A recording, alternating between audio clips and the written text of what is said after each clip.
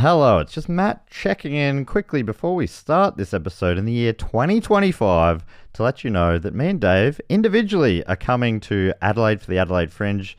Dave is doing his show, Dave Warnicky dates the entire audience. I'm doing my show, Bad Boy. We're also both doing our podcast. I'm doing a Who Knew It with Matt Stewart. Dave's doing a book cheat. All these shows are at the Rhino Room, apart from Dave's book cheat. That is at a separate venue for the Writers' Festival, I believe. But you can find out information on all this at dogoonpod.com. And of course, don't forget about our live 500th episode. There are very few tickets left, so if you were thinking about coming along to that, get on it. We have booked in some of the biggest guests we've ever had, many of our favourites. It's going to be so much fun. Cannot wait. Let's get on with the show. With the Redfin app, you'll know the moment your next place hits the market. Whether you're looking to buy your dream home or rent a sweet apartment, give Redfin your gotta-have-it wish list of property features, and you'll receive real-time notifications tailored just for you. Ready to see it up close and personal? Scheduling a tour is just a tap away. Don't wait to find your perfect match. Download the Redfin app and start searching today.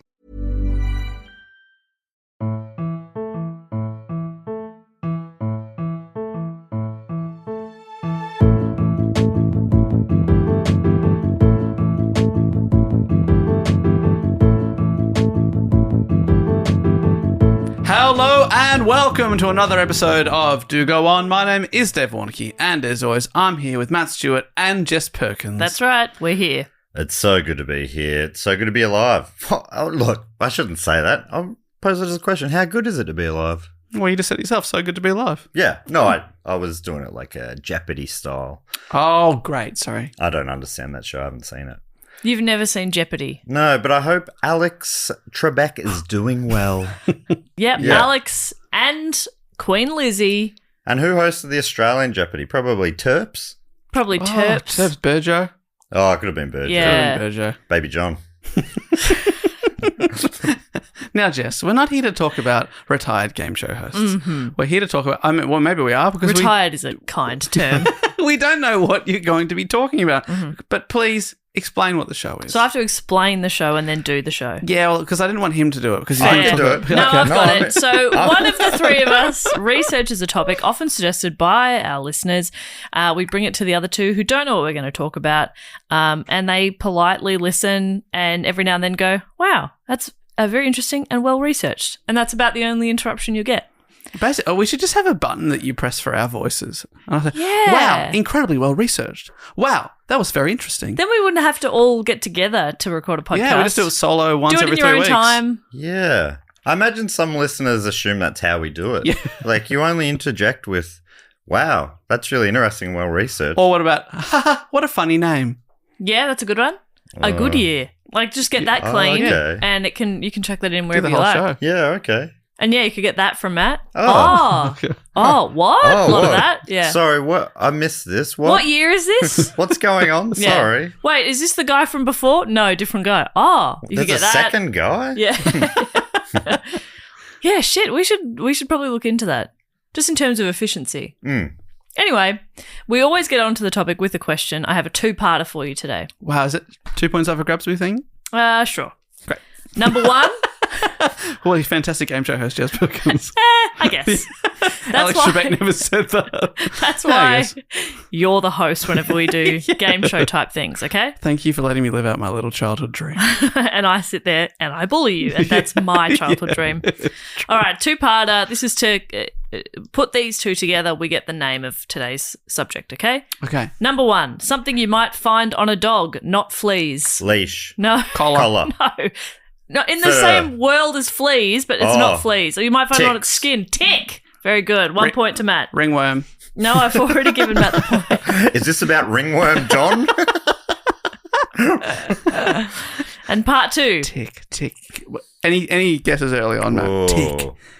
The Tick, the TV show / comic. No.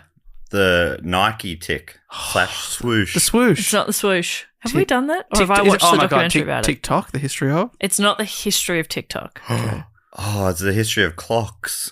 Yes. Wow. Okay, sorry. All right. Second question. Part two. Surname of Matt Damon's character in an action thriller franchise. Bourne. 2 points for Matt Tichborne. Stewart. Tichborne is the name. The Tichborne Case? The Tichborne Case. I've seen this in the hat. Yeah. I wasn't sure if it was Tichborne or Tichborne or Tichborne. I'm not really sure either, but I'm going to say Oh, great. Tichborne. I thought that you might have gone to the Welcome. You know what? I didn't. Hey, that's fine. Should I? I'm just going to have a little look. See if he's got it. Was See, he Manuel? I'll just pull up Manuel? any kind of Welcome.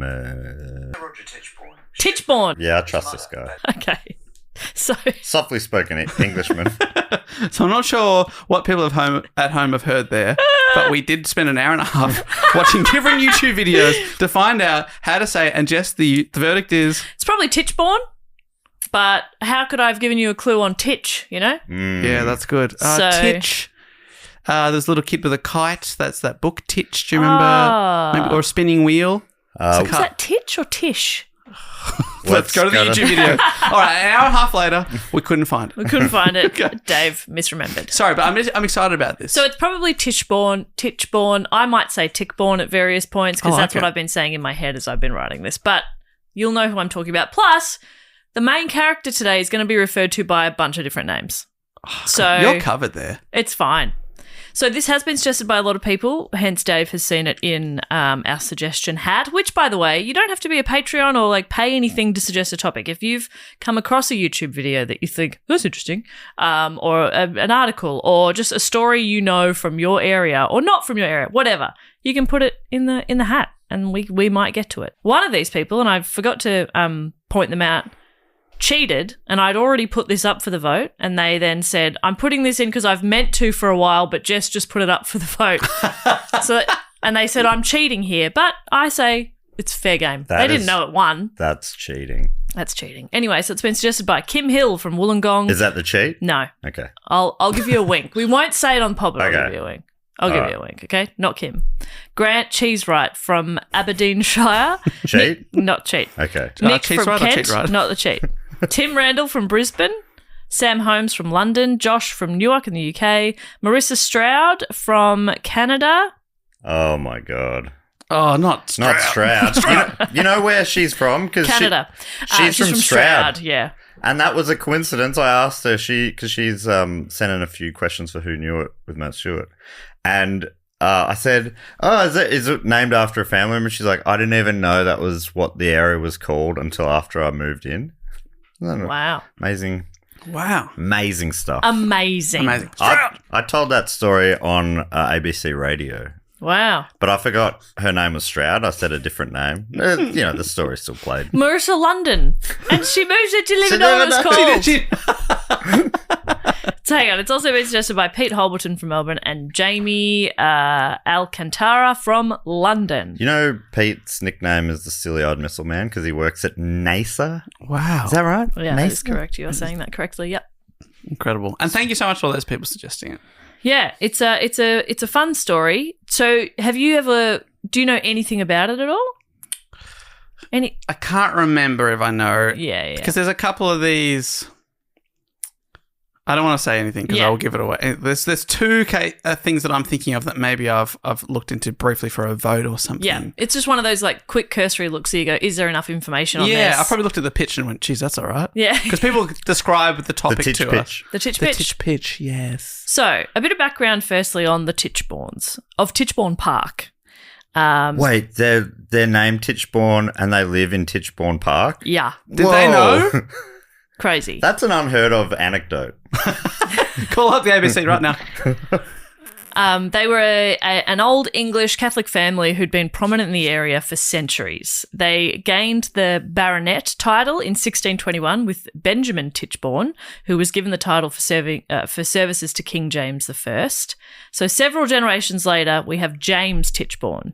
So James and his father Henry had been detained together in France in the early 1800s as they happened to be travelling through France when the Napoleonic Wars were reignited and they were now enemy citizens. Oh, that's So- unlucky. That is unlucky. Bad timing. Yeah, if you're just like basically on holiday Yeah. and then like your country is declared war upon. Yeah. So, Why? come on. Just I'll just go home. I'll Yeah, it's leave. cool. I understand you don't want me here. Yeah. I'll just go back. I'll go back and I'll tell them to knock it off. I'll say, oi, Hey. oi. Hey, Napoleon's all right. Cut it out. He's pretty good. That's enough, I'll say. Yeah. And they'll listen. They will listen to me. I've been a baronet for Tichborne. centuries. I'm a Tichborne. Yeah. Okay. Anyway, so they became, while they're in prison, they became chummy with another English nobleman, Henry Seymour of Noyle. That's good stuff. Seymour somehow managed to conduct an affair while imprisoned, and that affair resulted in his daughter, Henriette, being born in 1807. I'm bringing in a lot of names, but this family has a lot of like messy drama, and it's fun. Okay. I'll let you know when you really need to remember someone. An affair in prison's pretty impressive. Yeah, I know. How do you do that? Like through the bars or something. Yeah, must do. That's hard. That's kind of hard. I was like, at first I'm like, how hard could it be? You know, people share cells, but yeah, to have a child, they normally split up the sexes. That's right. I'm not sure why you said it like that. Splitting up the sexes. If you know what I mean. He can't say the word sex in any context without that voice. Matt, just say the word sex. It's disturbing. Sex. Okay. Why? What? We'll work on this off pod. Actually, I won't. Yeah, let's never bring it up again. Nah, it's good. That's for a therapist, not for me. So 20 years later, Henriette was embarrassingly unmarried.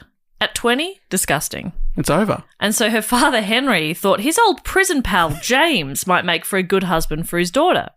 This is from Wikipedia. Although James was close to his own age and was physically unprepossessing. Ugly. Wow, an ugly old man. So you're thinking, fuck, my daughter's unmarried. Yuck, embarrassing. And even more embarrassing. Who do I know? Ooh, that guy that was a little bit younger than me, but close to my age, from prison when Henriette was born. Oh, ugly Phil. Yeah. And also, it's your unmarried daughter, named after yourself. Is that right? Henriette, named after Henry? Yeah. I mean, come on, that's a blight on the family's reputation. I've staked everything on this girl, and she Yeah. can't even get married. Okay, well, we all know you've named your daughter Davina. It's a beautiful name. It was a coincidence. I didn't even make the connection until just now, actually. Hang on, that's quite similar to my name. So, yeah, he's 23 years her senior and an Argo. Nevertheless, the couple were married in August 1827 and had their first son, Roger, a couple of years later in 1829. Roger's who you need to remember. Okay, well, it makes sense. That's how he was created as well. So Yes. it's weird that more kids aren't named Roger. Yeah. We've named you after Howie Major. Well, because a lot of people will name their kids after where the kid was conceived. Yes. But yeah, not enough about how. That's Yeah. why I called my daughter Davina. Doggy. I was going to say Middle name Penetration. Davina because she was conceived in my house. So, but Yeah, by divine intervention. but penetration. Just the middle name, just a tribute there. Nobody uses their middle name. But if she wants to go buy Penny or something when she's older, she can. That's funny Hope stuff. she never listens to this. So she's married. She's got Roger, and Roger's not a Tichborne. Is that right? He is a Tichborne. Oh, he is a Tichborne. Yes, yeah. This is James Tichborne, Oh, okay. who has married Henriette. Okay. And they've had Roger Tichborne. All right, and the father was of Noyle. Is that right?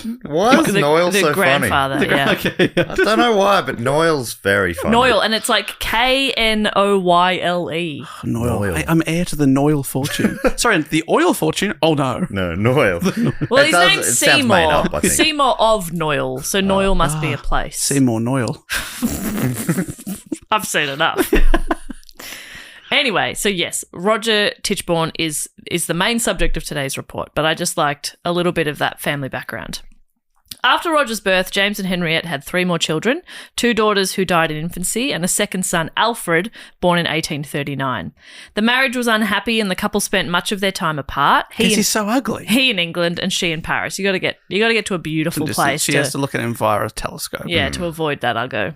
So she had Roger with her in Paris. As a consequence of his upbringing, Roger spoke mainly French, and his English was heavily accented. Now, that seems like a weird thing for me to mention, but maybe keep it in mind. Oh. In 1845, James decided that Roger should complete his education in England and placed him in the Jesuit boarding school Stonyhurst College, where he remained until 1848. In 1849, he sat the British Army entrance exam and then took a commission in the 6th Dragoon Guards. I love a Dragoon Guard. Now, that's probably what we should have called our Dungeons and Dragons. Go on, yeah. Yeah. But, Do Dragoon. yeah. On. Yes, that's it. Now That's I it. think I got it. We now. got it. Yep. He served in that battalion for 3 years, mainly in Ireland. You would have loved that. Being What 3 a years in post- Ireland. What a posting. Yeah. and being in the military. Yeah, you love that. Perfect for me. I won't go. There's a bit of like complicated family history here. Basically, because some men in the family only had daughters, James was next in line for the baronetcy, and after him, Roger. So, from Wikipedia, when on leave, Roger often stayed with his uncle Edward at Tichborne Park and became attracted to his cousin Catherine Doherty, 4 years his junior. So Edward and his wife, though they were fond of their nephew, did not consider marriage between first cousins desirable. At one point, the young couple were forbidden to meet, though they continued to do so clandestinely. Oh my God. If they meet, we know what will happen. Don't let them meet. They will definitely fall in love. Feeling harassed and frustrated, Roger hoped to escape from the situation through a spell of overseas military duty. When it became clear that the regiment would remain in the British Isles, he resigned his commission. So Catherine Doherty will come up again later as well. But I do like that, because back then it feels like marrying your cousin normal. But they were like, no, dude, that's weird. Right. Leave her alone. Yeah. Please. Stop it. So he won't get to trouble for work. He decides to just have a gap year and do it privately. So on the 21st of March, 1853, 24-year-old Roger Tichborne set sail on board La Pauline, bound for South America. 3 months later, they reached Chile. He spent a little less than a year in South America, I think around 10 months. He took a hunting trip in Peru. He crossed the Andes. By the end of January 1854, he had reached Buenos Aires. He wrote to his aunt, Lady Doherty, who I think he also wished was his mother-in-law if they weren't such prudes. And he told her he planned to head for Brazil, then Jamaica, and finally Mexico. This is an incredible gap year. What a trip, right? Wow. In April, he left Rio on board the Bella and set sail for Jamaica.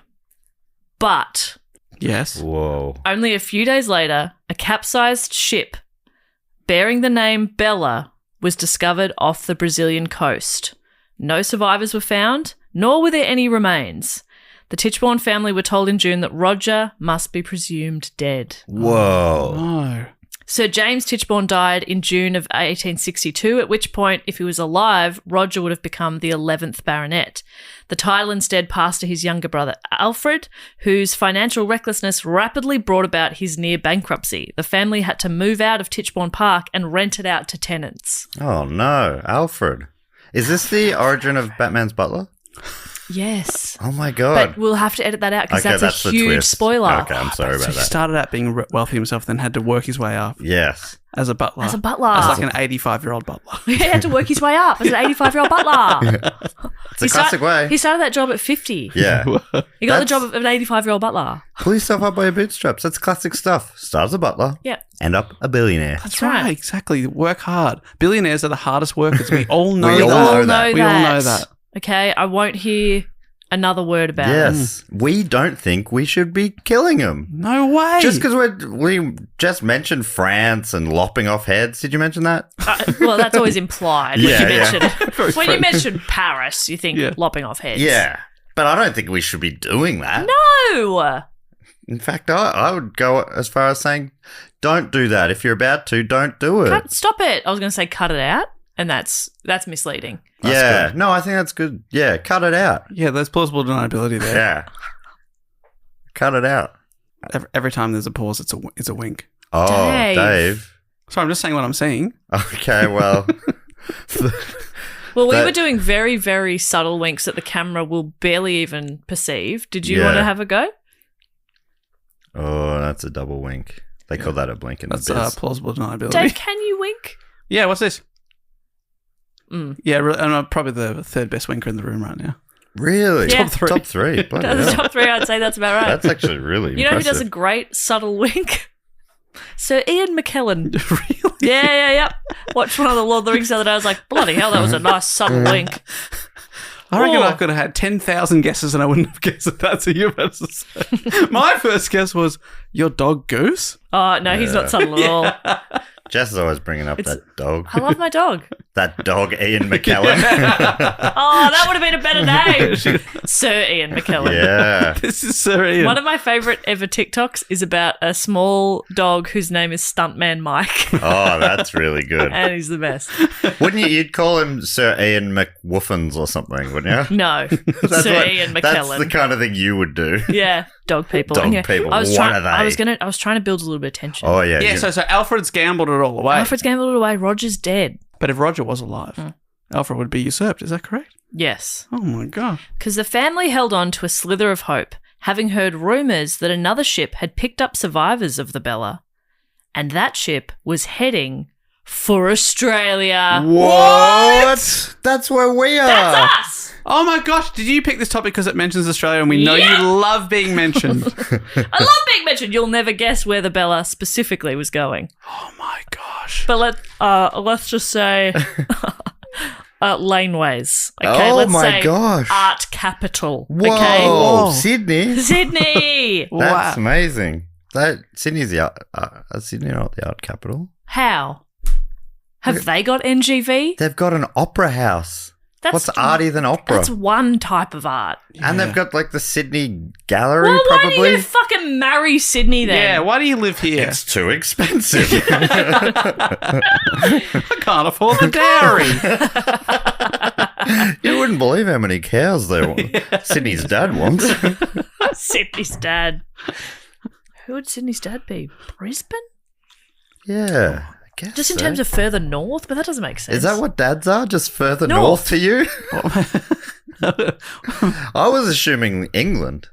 Ah, yeah. That's But right. that's the mother country. Who Fuck. did England marry to make Yeah. Sydney?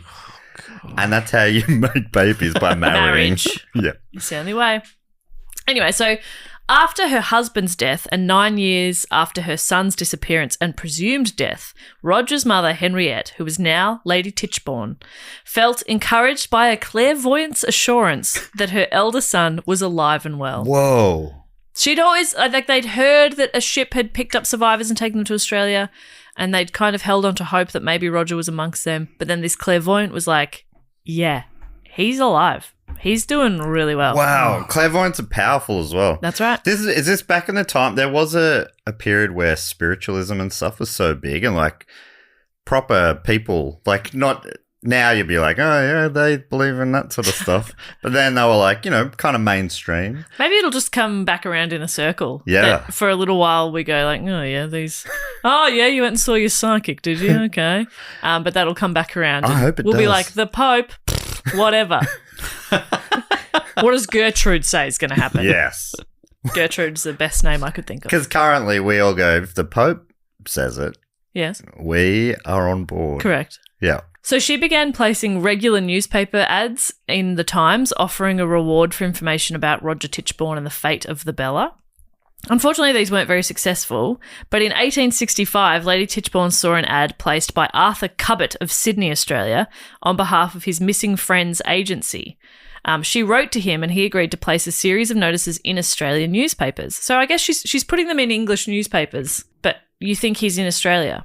Oh, of So course. I'm not of sure course. how they're going to get that information. And then in Australia, there's someone running something called the Missing Friends Agency. Yeah. Wow. So it's obviously a bit, because it's harder back then to contact people. Well, that's right. Yeah, so you just didn't put have a photo up and be Facebook. like, hey, do you know this person? Yeah, exactly. You know how I Here we go. you know, We've lost him for the last few minutes, but I'm sure Yeah, he's he's- found something fun. when you said the Bella and I'm like, this is starting to sound vaguely familiar. I did, I used to do, or I do sleep shows Yeah. for Hatch. Yeah, I did this story. I don't remember anything about it apart from the Bella. I'm like, the Bella. I just looked it up. I did it. 100. I don't remember how this goes. I didn't recognize the name. Looking it up, I'm like, I must have called it something different. No, I called the episode the Tichborne Case. So That's incredible. I have no... Because I was doing like 4 episodes of that show a week. Yeah. So, but I just it's want a to bit put of a this on the blur. record for the people who email me and say, I think you might actually have something wrong with your memory. It's actually when you're consuming a lot of this stuff, you have to make room. Yeah. I was like, I must have focused on a different character and this was a side story. No, this was the whole whole story. thing. But I still But the don't remember Bella it. is what... Yeah, the Bella. Bella's the not... Bella. And that's not even the most amazing or, like, No. really noteworthy name. I That's don't so know interesting. why, yeah. I wonder if you said Tichborne or Tichborne. I almost definitely said whatever it is phonetically. Yeah, it's Titch. There's obviously it's a sleep podcast, but were you recording it whilst you were asleep as well? Yeah. I go full method, yeah. He's Hey, very this- good. This is how I want you to feel. Bella. Ship or something. I don't know. The guy goes to show. That's okay. That was worth it. That was worth it. Okay, I'm like, And feel I'm free really to edit glad- that bit out. No, I don't- that's really I'm very funny. glad it was for your sleep podcast and not this podcast. Yeah, I know. Oh my god. We're all sitting here Because going, let's not forget that I think it was while I was putting this up for the vote, I had to message you guys and be like, this story's vaguely familiar. Have we done this topic? Not this specific Oh, one, a yeah. different one I was about to put up for the vote. And Yes. Dave's like, yes, I've done that. Yeah, right. It was a bonus about 9 years ago or something. Like, it was a long time an ago. early on bonus, but it was a In fun my story. A similar thing on Who Knew It. I've reused the question without knowing it, and someone's like, "Oh, you did this episode on another episode." I'm like, "Oh no, Oh, whoops. that might start to happen." I'm gonna really search my documents for every question. Yeah. Anyway, so she's placing ads. He's placing ads in Australian newspapers on her behalf. I have one of them here. It's from the Sydney Morning Herald in July of 1865. So it says, a handsome reward shall be given to any person who can furnish such information as will discover the fate of Roger Charles Tichborne. He sailed from the port of Rio Janeiro, no D back then, Oh, on the 20th of April, 1854, in the ship La Bella, and has never been heard of since. But a report reached England to the effect that a portion of the crew and passengers of a vessel of that name were picked up by a vessel bound to Australia. Melbourne, it is believed. That's where we are! The art capital? Sydney's little brother. 2/3 of us were born here. Whoa. Which, And Matt just outside. just outside. Just pretty an hour, close, actually. Hour and a half. Yeah, outside. very close. Not a Yeah. But doesn't technically count. no. So, sucked the fuck in. You know, I was Yeah, born, I'm more unique, I guess. I was in a lot born of like in the ways. suburbs, probably 40-minute drive from the CBD. Yeah, so it's same. not that. Same. Yeah. Absolutely. It is not known whether the said Roger Charles Tichborne was amongst the drowned or saved. He would at the present time be about 32 years of age. I've been that age. Well, what about this? Is of a delicate constitution, That's Oh my me. God. rather tall. Oh. I used to For be. back then. Oh, yeah. Yeah, you're- they were short back then. You were probably You quite would have been a tall. giant. Yeah, so you're just towering over those With fuckers. very light brown hair and blue eyes. So light it's greying? It was light at one point. When you were 32. Yeah, that's right. When you were 28.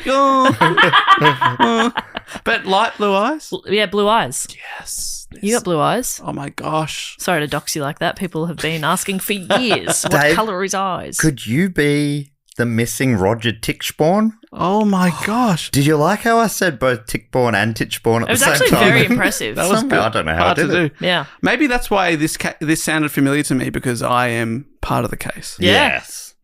Just Well, let's save that for the Roger. end, as a reveal. Yeah. By That the you are way, Roger. I'm a Roger. Mr. Tichborne is the son of Sir James Tichborne, now deceased, and is heir to all his estates. The advertiser is instructed to state that a most liberal reward.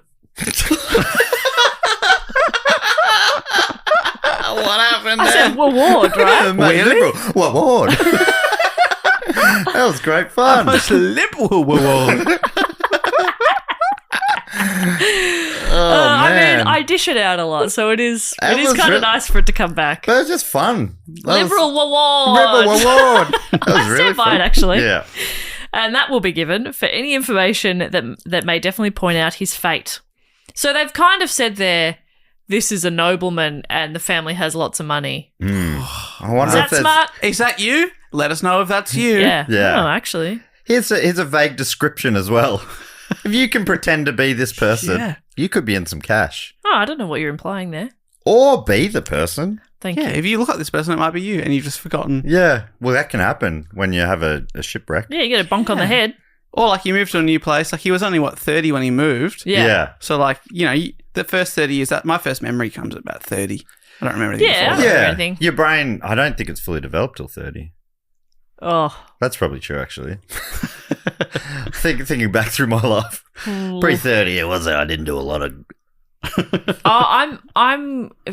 My reaction is just like, am I done? Like, you're hoping it's I still think maybe developing. there's more time. Yeah. You'll have a growth spurt in the brain. That's what I used to Yeah. tell myself, because I have been this height since I was about 14. But, some people were like, sometimes girls will have a little growth spurt at around 18. That didn't happen, but I held in on their hope. 40s? Yeah, in their 40s you might 40s, 50s. get a little bit taller. Yeah, more likely a shrink spurt, but still. So some family members held hope that Roger had survived and was picked up by another ship, while others felt pity for Henriette and her inability to properly mourn her son. They wished she wouldn't waste her time and effort on posting these ads in newspapers, because what did she really expect to come from them? No one was going to respond, because Roger had died at sea. Well, they don't know that. Yeah. Isn't that that's a wild way to think about it? It's like, they're probably dead. Forget about them. Yeah. Forget about your son. They're probably Move dead. on. And she obviously misses her son, but is there an element of, I want to get my other shit son out of the way because he's ruining the family by spending all our money? Oh, right. Do you reckon there's any of that, or is it, I just miss my son? I think she probably liked Roger more. Yeah. Roger Moore. Who doesn't? Oh my God. Okay, Sorry. Dave's favourite Bond. Oh, Again, I was the best. building suspense. Oh, Sorry, sorry. also my favourite, The Saint. I've got it Simon Temple. capitalised. Sorry. Okay, ready. So, Roger had died at sea. But then, What? a few months later, in October 1865, Arthur Cubbott wrote to Lady Tichborne, informing her that a lawyer from Wagga Wagga, William Wagga Wagga. Gibbs, had found Roger Tichborne. Wow. Whoa. In Wagga. He What? must have bumped his head pretty hard. But a lot of famous people come from Wagga, like sports people especially. Yeah, right? it's a big sports town. So, like- and Dane Simpson. Oh, he doesn't. He lives there. But he And didn't Michelle come from- Brazier. She comes from Wagga Wagga. Bloody hell. Gosh. Can you believe that? With the Redfin app, you'll know the moment your next place hits the market. Whether you're looking to buy your dream home or rent a sweet apartment, give Redfin your gotta-have-it wish list of property features, and you'll receive real-time notifications tailored just for you. Ready to see it up close and personal? Scheduling a tour is just a tap away. Don't wait to find your perfect match. Download the Redfin app and start searching today. So, William Gibbs, he's a lawyer in Wagga Wagga, which for international listeners is the teen pregnancy capital of Australia. Is that true? That's something Michelle Brazier says all the time. Okay. Her mum was a teen? No. It's a regional town in New South Wales. It's a few hours west of Canberra. It's about 5 hours northeast of Melbourne. So he obviously arrived on that ship, didn't like our laneway and coffee culture, and decided, I'm going to try somewhere else. Yeah. Which is bullshit. Give us a chance. Give us a fucking chance. Come on. Do they On have... a nice spring day, there's no better city. Exactly. Do they have the G? And we have like 2 of those a year. Nice days. Worth it. It's worth it. It's worth it. So, William Gibbs, he's a lawyer there. He is dealing with a bankruptcy for a client named Thomas Castro, who's a local butcher. During their conversation, Thomas mentioned he had entitlement to some property back in England, and Gibbs noticed that he was smoking a pipe that had the initials RCT on the side. Could it be? Gibbs thought. RCT. Gibbs questioned Castro, who denied having any other identity, past or present, other than Thomas Castro. What an absurd question. And that was the end of that. Okay. Now, Gibbs pushed a little more, Okay. and eventually Thomas Castro caved and admitted he was, in fact, the missing Roger Tichborne. Whoa. Why was he keeping it a secret? Yeah, great question. So Gibbs wrote to Arthur Cubbott, who offered to accompany Thomas back to England, and wrote to Lady Tichborne requesting funds for their travels. Gibbs also suggested that Thomas write a letter to his mother and also write a will before he leaves. I'm not entirely sure why. And did he say, and, if you were looking for someone to leave stuff to? Yeah, if anybody's like helped you with this kind of stuff Yeah. recently, I and could- you like, Ooh, yeah, I could take care of it. but I'm a lawyer. I don't make a lot of money, so any help would be nice, my lord. Anyway, so the will incorrectly gave Lady Tichborne's name as Hannah Frances. Okay. And disposed of numerous non-existent parcels of supposed Tichborne property. Oh, so you can have Buckingham Palace, Big Ben. Enjoy it. The London Edinburgh Castle, that's Millennium yours. Dome. Yeah. If I die. Just giving away stuff. Eiffel Tower, heard of it? That's weird. He's just having a stab. He's having a stab at, But he misspelled his mum's name, or Oh, got it completely wrong. Her name's Henriette. He wrote Hannah Frances. just had a stab at it. I think what's happened, I mean, you have to remember. Oh, he hit his head. He hit his head. He had a bonk on the He head. had a bonk. And he And hasn't it's seen probably a bit waterlogged too from being in the water. Oh, He's got swimmer's ear. He's got swimmer's Yeah. ear, and that can do all sorts of things. Yeah, it makes Henrietta sound like Hannah Frances. Hannah Frances. And if you hadn't seen your mum in a couple of years, you'd forget her name You'd as forget well. her name. Yeah. I haven't seen, I'm trying to think. Saw my mum on Sunday. It was her birthday. But what's her name? What did Is it we Hannah? say when we were singing Something- Happy Birthday? yeah. I think I yelled Mum. So, Yeah. I was at her birthday recently. Actually, you were both there. And I, during the song, realised I'd forgotten how to sing the song. Yep. Yeah, you I started was standing giggling. right next to you. You started I forgot the giggling. deer part. I just went straight for the name. And, that stood out in a crowd Yeah. where one person said a different word to everyone else. You honestly probably would have gotten away with it had you not started laughing. Yeah. But don't And worry. then leant over to me and said, I forgot the words. Don't worry. I think I've got it on video forever. Anyway, so the letter to his mother, because he did the will and he wrote a letter to his mum. Did it say, Dear Hannah? It said, hey, mummy. That's good. That's gave- clever. I only know her as Mummy. I only call her mummy. It gave vague references to his former life. Pretty vague. But that was enough for Lady Tichborne. Do you remember when I was a boy? Well, now I'm a man. Yeah. Back when I was, in a lot of ways, shorter than this. My Roger was a boy, and now he's a man. She was convinced. She was like, my eldest son is alive. Definitely wasn't made worse by the fact that her younger son, Alfred, had died in February. Oh. So she's a grieving woman. She's vulnerable, but she is convinced and she's happy. Well, and she would know what her son looks like. It wasn't like he left. I could understand. They're not FaceTiming. I just want to make that clear. It is a letter. Oh, okay. Yeah. Isn't that right? But you're thinking about, like, if he disappeared as a 2-year-old and that 32 Yeah. Yeah, then Yeah, you go, yeah. that's, that could be them. But so she's going to see him and either know. Yeah, it's one way been or the 9 other. years. You're not going to change that dramatically in 9 years that your immediate family aren't going to recognise you. Totally. Oh, sorry. I thought he'd already arrived. This No. is just via letter. He's still back in Australia. He's written a letter. And he's forgotten her name because of the bonk on the head. The only thing that might look different Bit of is water he in might the have a bump. Yeah. He's got a large But if egg. you just put your hand over it and sort of close one eye, you're like, oh no, that's Roger. Yeah, the there egg. it is. Cover the egg, and you'll get used to the egg. In time, you'll learn to love the egg. You could dress the egg up. Put a little hat on Little the hat egg. on the egg. See if there's a hat for you, hat for the egg. All these Christmas presents now are hats, and then a small version of the same hat. Like when you dress twins the same, you dress the egg the same. The egg's That wearing would a be little so three-piece. cute. Sorry, little bow tie for the egg. The mum gets 2 into the egg. He's like, Mum, I'm in my 30s. He's like, Mum, honestly, my hair covers it. Yeah. It's Yeah. a slight bump. You're I really love drawing attention to the egg. You might be in your 30s, but the egg is still young. The egg's my little baby. Yeah, the egg's the closest thing I have to a grandchild at this point. That's not true. He has children. Anyway, I'll get to that in just a second. Oh my God. So all of this happened around October of 1865. Things moved a little slower back then, so it took a few months to get all of their ducks lined up.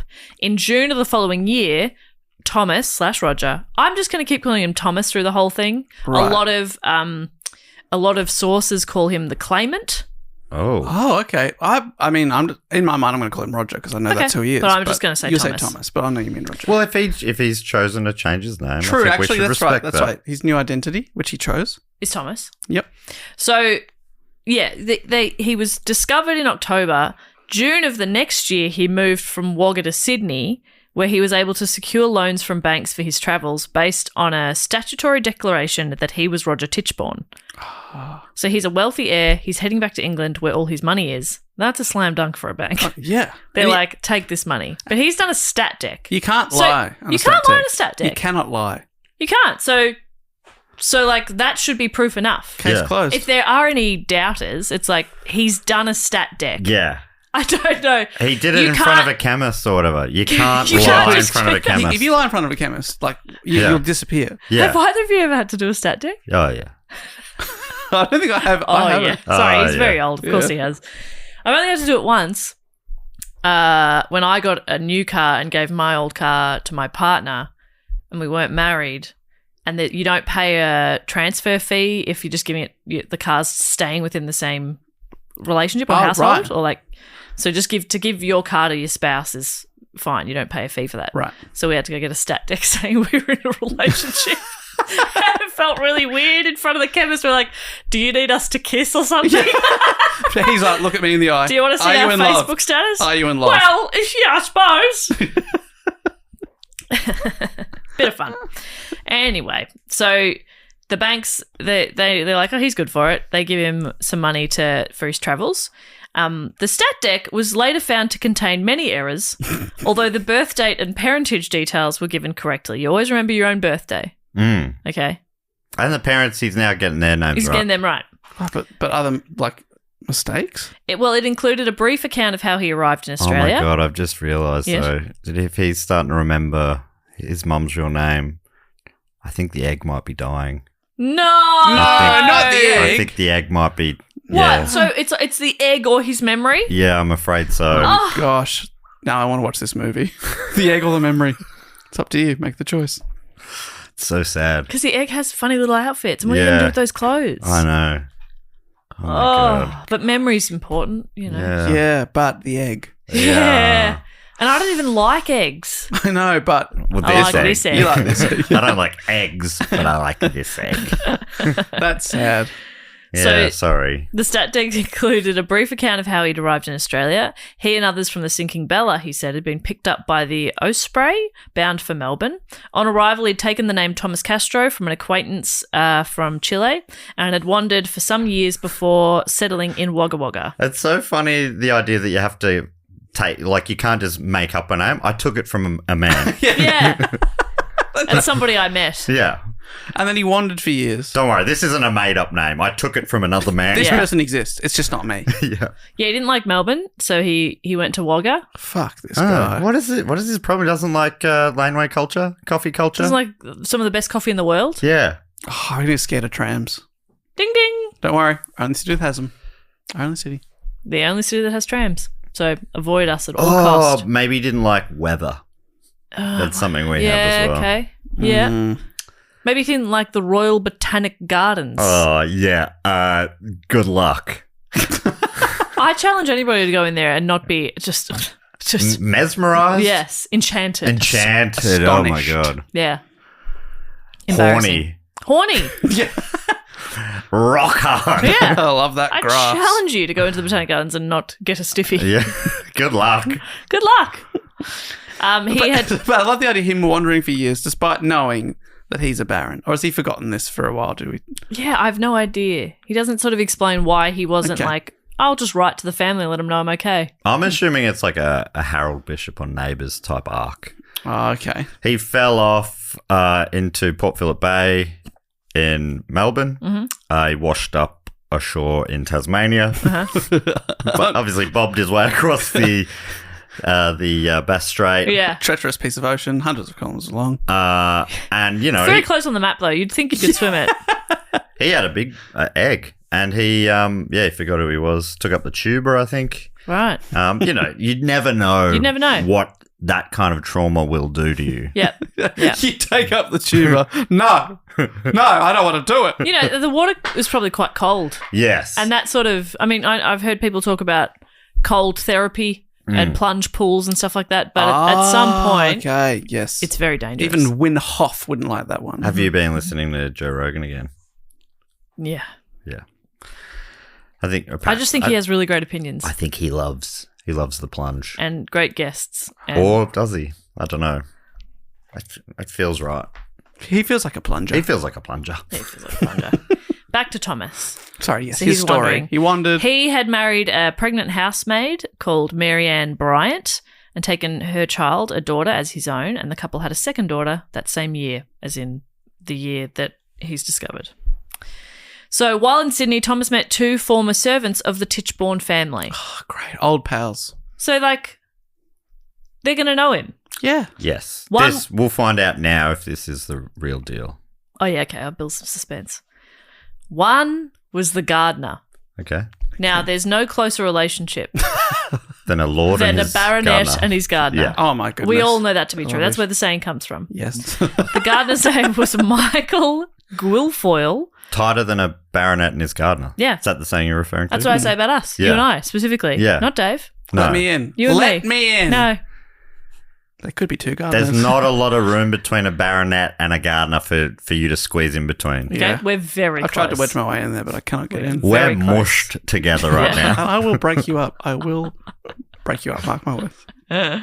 So Michael the gardener, first, he acknowledged the identity of Roger Tichborne. He's like, yep, Okay. that's you. So it's him. Okay. Hey, that's good. But he later changed his mind when asked to provide money to facilitate the return to England. Okay. So maybe it was just that he just didn't have the cash, and he was like, all right, Why is he Oh, asking the asked gardener for cash? Ah. yeah, I'm not sure. I don't understand. And how did the gardener see him if he wasn't already in England? What's this guy's deal?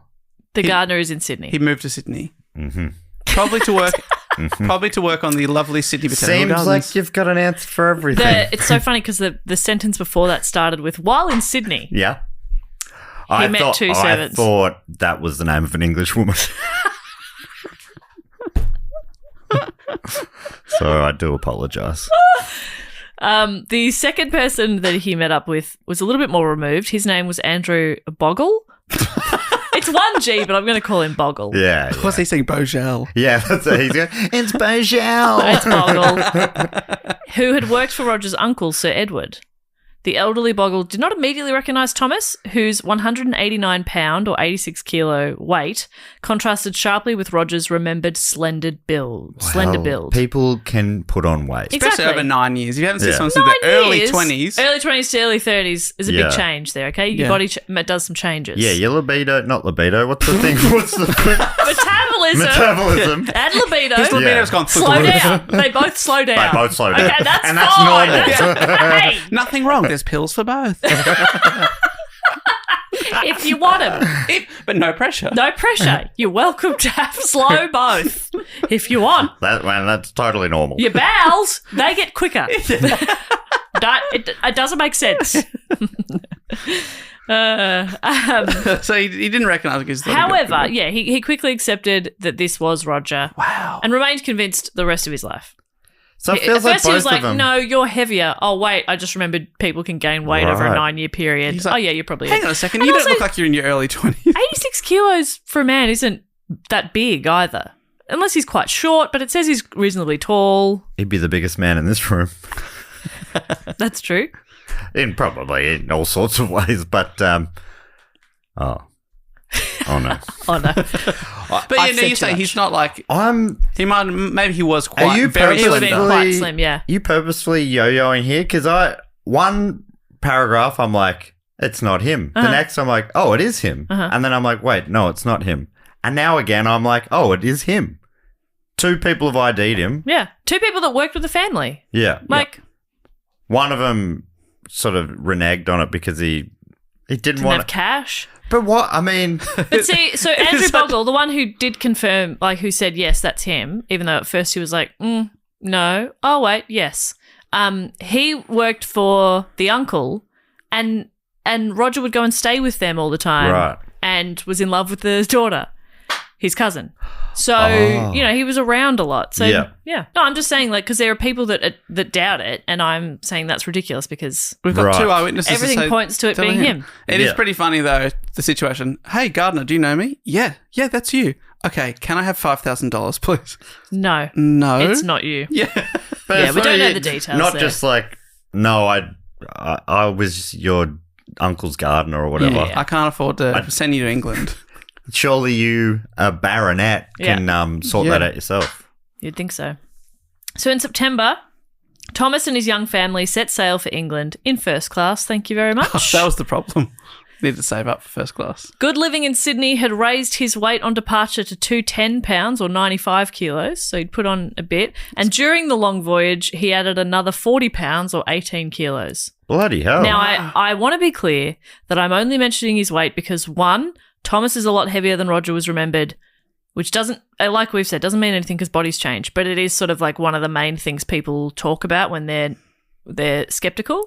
But two, I'm just incredibly impressed with adding 18 kilos in a 3-month journey. Yeah. That is impressive. But I reckon if I was in first class, I'd be like, just keep it coming. It's difficult to exercise on the boat. Yeah. As a Food would be weightlifter. incredible. Yeah. What do you call that period as a weightlifter? You Gaining. He's just gaining. Maybe he's going to shred later. Yeah. Or shed. Shred. But also, if it isn't the real him, maybe this is a tactic to be like, you know, I'm giving a reason for not looking Not exactly looking the same. quite the same. Yeah. So, like, it sounds like to put on that kind of weight, it'd probably possibly be on purpose. I don't know. Yeah, like, is this like... It's honestly just very impressive. Sounds like someone like Jared Leto or something, like only eating like microwaved ice cream for 3 months because they're gaining for a role or something. Yeah. Like, it's hard to do. It's you can imagine. It's very impressive. It's hard for you to do. Yeah, actually would be. That'd be the only way you could do it. You could do microwaved ice cream. Oh, God. Yeah, you'd be mushing a lot of stuff. Now that's good eating. So they arrived in England on Christmas Day, 1866. They travelled to London and checked into a hotel, and then Thomas popped over to Lady Tichborne's place, only to be told she was in Paris. So then he did something that would later be seen as a little peculiar. He then went... He went around the room going...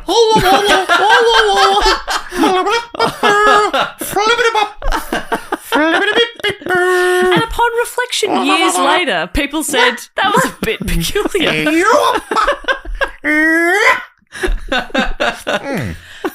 Only upon reflection they went, you know what, that was a little odd. At the time, I thought nothing of it. I don't remember him doing that when he was younger. But people change. It could be an Australian thing. Yeah. I don't know what they're like down there. New culture. He was just trying to assimilate. Could be some sort of wagga thing. Yes. Teen pregnancy and flippity-bip-bop. Yeah. It's the two big things. So, Kind of a high-pitched scat. Do you think? Yeah. Skibidi-bop. Skibidi-bop. But it was really the facial expressions and the hand gestures that made it peculiar. Yes. Before that, I was like, yes. He's doing a bit of high-pitched scar. I understand. Yeah. No, what he did was he went to a Wapping in East London. Wet ass Wapping. pussying. He went a whapping. He went a whapping. He went a Wapping. Wow. That's what I think the 12 geese do in that Christmas song. 12 geese are whapping? I think that's right, yeah. Is that right? He inquired after a local family named Orton. Finding that they'd left the area, he identified himself to a neighbour as a friend of Arthur Orton, who he said was now one of the wealthiest men in Australia. Just keep this odd little visit in the back of your mind for now. So he said, we'll come back to it later. No, he said, I'm a friend of Arthur. I met him in Australia. He's doing very well now. He's very wealthy there. If you could pass that on if you see the family. But he's just visiting the family of a friend, Arthur Orton. And he's saying Arthur is wealthy or he's now wealthy? Arthur's wealthy. Okay. That's confusing. So what was a whapping? A place. Okay. It's like, I can't get through a fucking sentence. He went to a whapping. He went to Wapping. Oh, I went to whapping. I never said a Wapping. I think you might have said a whapping. He went to whapping. I am sorry. Had a coffee. Mm-hmm. I'll shut the fuck up for a bit. You won't, though. I will. Okay. I'm going to look at the clock. Yep. I'm going to go 5 minutes. 5 minutes? 5 minutes zipped. That's too long. That's too long. 2. Okay, 2 minutes. I mean, it's up to you. Well, it's just a bit boring if like one person on the podcast just goes completely silent. Okay. Doing for 2. Going for Utah. 2. Give me 2. A few days later, he visited the Swan Hotel in Alresford, where the landlord commented that he had a resemblance to the Tichborne family. Thomas confided that he was, in fact, Roger. Okay. Presumed dead, but very much alive. Let's keep this between ourselves, but also tell me everything you know about the Tichford family. Did he say Tichford family? Tichbornes. These Tichfords, what do you know about them? I'm them. I'm doing well. No, it would be such a great poem story. Tichborne? If he Yes, stopped Tichborne, saying- yes. started saying the wrong name. Yeah, that one. It is impressive, though, that a stranger has said, you look like the family. Gosh, you've got such a strong resemblance to a famous family. Yeah. Bizarre. So, Thomas hired a solicitor, John Holmes, who agreed to travel with him to Paris. There they met with Lady Tichborne. Here we go. The moment she saw him, she knew that was her son. Oh, wow. Great news. At Holmes' behest, she lodged with the British Embassy a signed declaration formally testifying that this claimant was her son. She allowed Holmes to inform the Times in London that she had recognised Roger, because it's making a bit of news. She travelled back to England with Thomas, to declare her support and belief to the more sceptical members of the Tichborne family. So back in England, he's mingling with his long-lost family. Thomas quickly won a few significant supporters. The Tichborne family solicitor, Edward Hopkins, and the family doctor, J.P. Lipscombe, both accepted that Thomas was Roger. You will love this. Lipscombe, after a detailed medical examination, reported that Thomas possessed a distinctive genital malformation, which Roger had. Oh, my gosh. Really? Yep. Was it? What was it? Don't know. Wow. Third testicle or something? Matt's looking at the clock. You could speak if you Yeah, want to no, talk about the genitals. No, I just made it. Okay. 2 minutes. Well We done. did it. That is... Well, I mean, what are the odds? Exactly. Yeah. And a doctor never forgets a cock. No. Never forgets a cock. It's the family doctor. Yeah. He knows every penis in that family. Yes. Yes, and he knows. As is his job. Yeah. Nothing we're weird. saying that And like I it's don't special about think- this doctor, but like all doctors should just remember. Yeah. Have a photographic memory. Yeah, Yeah. like my doctor, I walk in, he says, who are you? I drop my pants, he says, Mr. Warnicky, great to see you again. Good to see you. Good to see you. Oh, and this he's is- shaking your dick as he says it. And he says, "This is a new Firm mole. handshake. We should keep an eye on this." Incredible. Very thorough doctor. Really thorough. Face blind, but penis rich. Penis rich. The opposite of blind. Penis rich. It's really hard because I'm not doing well today, and I'm doing a lot of the talking. It's tricky. Yes. It's tricky, but you have to try. And sometimes you say penis rich. Penis rich. I wasn't sure. I was also not sure what to say. Penis sightful. Yeah. What is the opposite? Got 20/20 penis vision. Oh, there it is. Yeah. That's good. That pretty good. Yeah, That's 2020 great. penis. Let's edit that together. Yeah. 20/20 penis. 2020. Well, that's a bit bigger than that. What does that What mean? was that? Bigger. 20 mil? 20 by 20? Yeah. What are we That's like talking? exact More like show. 50 by 50. Mil? Mil. Mil. Mil. Yes, mil. Okay. 50 by 50. Okay. That's why it's very distinct. It's a little cube. Mr. It looks, like, Warnicky. it looks like a wombat shit. Oh. What do Americans do for mil? They're going to be confused by that. Put it into terms they'd understand. What, a quarter inch or something? Their equivalent of a millimeter is a quarter inch. 50. So 50. 50. We're awful. We're having a. Did you say we're awful? We're all. We're awful. We're awful. Well, so he's got a distinctive dick. Yes. It's Roger. Yes. It's Roger. Someone at the pub recognised him without Yeah. ever knowing him. He's Yes. got a weird dick just like the real guy. It's definitely him. Yeah. I wonder if it's just like his dick has like a specific mustache or something, you know, like a twirly sort Yeah. Or of do you thing. think it's possible when he was talking to the public and he said, "Tell me everything you know about the Tichford family," he said, Tichborne. And he there's a said, scar. Well, they always have this strange mark on their left testicle. Yes. He's gone out, got a permanent marker, couple Right. of circles on there, dropped his pants, dropped Didn't trowel. even commit to a tattoo. No tattoo, just like you have one exam, the doctor's not going Yeah. back in there, Mm-hmm. and then you go, "Check it out, doc, there it is," Yep. and the doctor says, "This is it." This is a Tichford penis. I never forget a cock. This is a Tichford. Tichborne. The doctor is also. Are you getting confused with Tichford because the old high performance Ford manufacturer? Yes. There you go. That's it. That's why. That's what I was thinking too. Yep. So Thomas impressed people with his ability to recall small details of Roger Tichborne's early life, such as the specific fly fishing tackle he'd used. He's obsessed with tackle, this guy. Several soldiers who had served with Roger recognised Thomas as Roger. They're like, yep, that's him. Okay. And you're in pretty close proximity with your fellow soldiers. Yeah. That's right. I mean, you're with him so often that he'd probably drop his pants and they'd recognise it. Yeah. I don't see how there can't be any doubt on this. Everyone agrees. Yeah. From Wikipedia, Rohan McWilliam, in his account of the case, calls this wide degree of recognition remarkable, particularly given the claimant's increasing physical differences from the slim Roger. By mid-June 1867, the claimant's weight had reached almost 300 pounds or 140 kilos. Oh, right. It's honestly incredible. That's the rate that this man can He was gain 86 when you first read out this guy's and that weight. was bigger than Roger. But you know where you And now don't he's put on 140. weight? Your cock. You did. Yeah. Have you tried that though? Putting on weight. I've tried to, what did you call it? Gain. Yeah. I've tried to gain down there and, pumps, all sorts of stuff. Yeah. You forgot to shred. Just, yeah. Yeah. So far, not so good.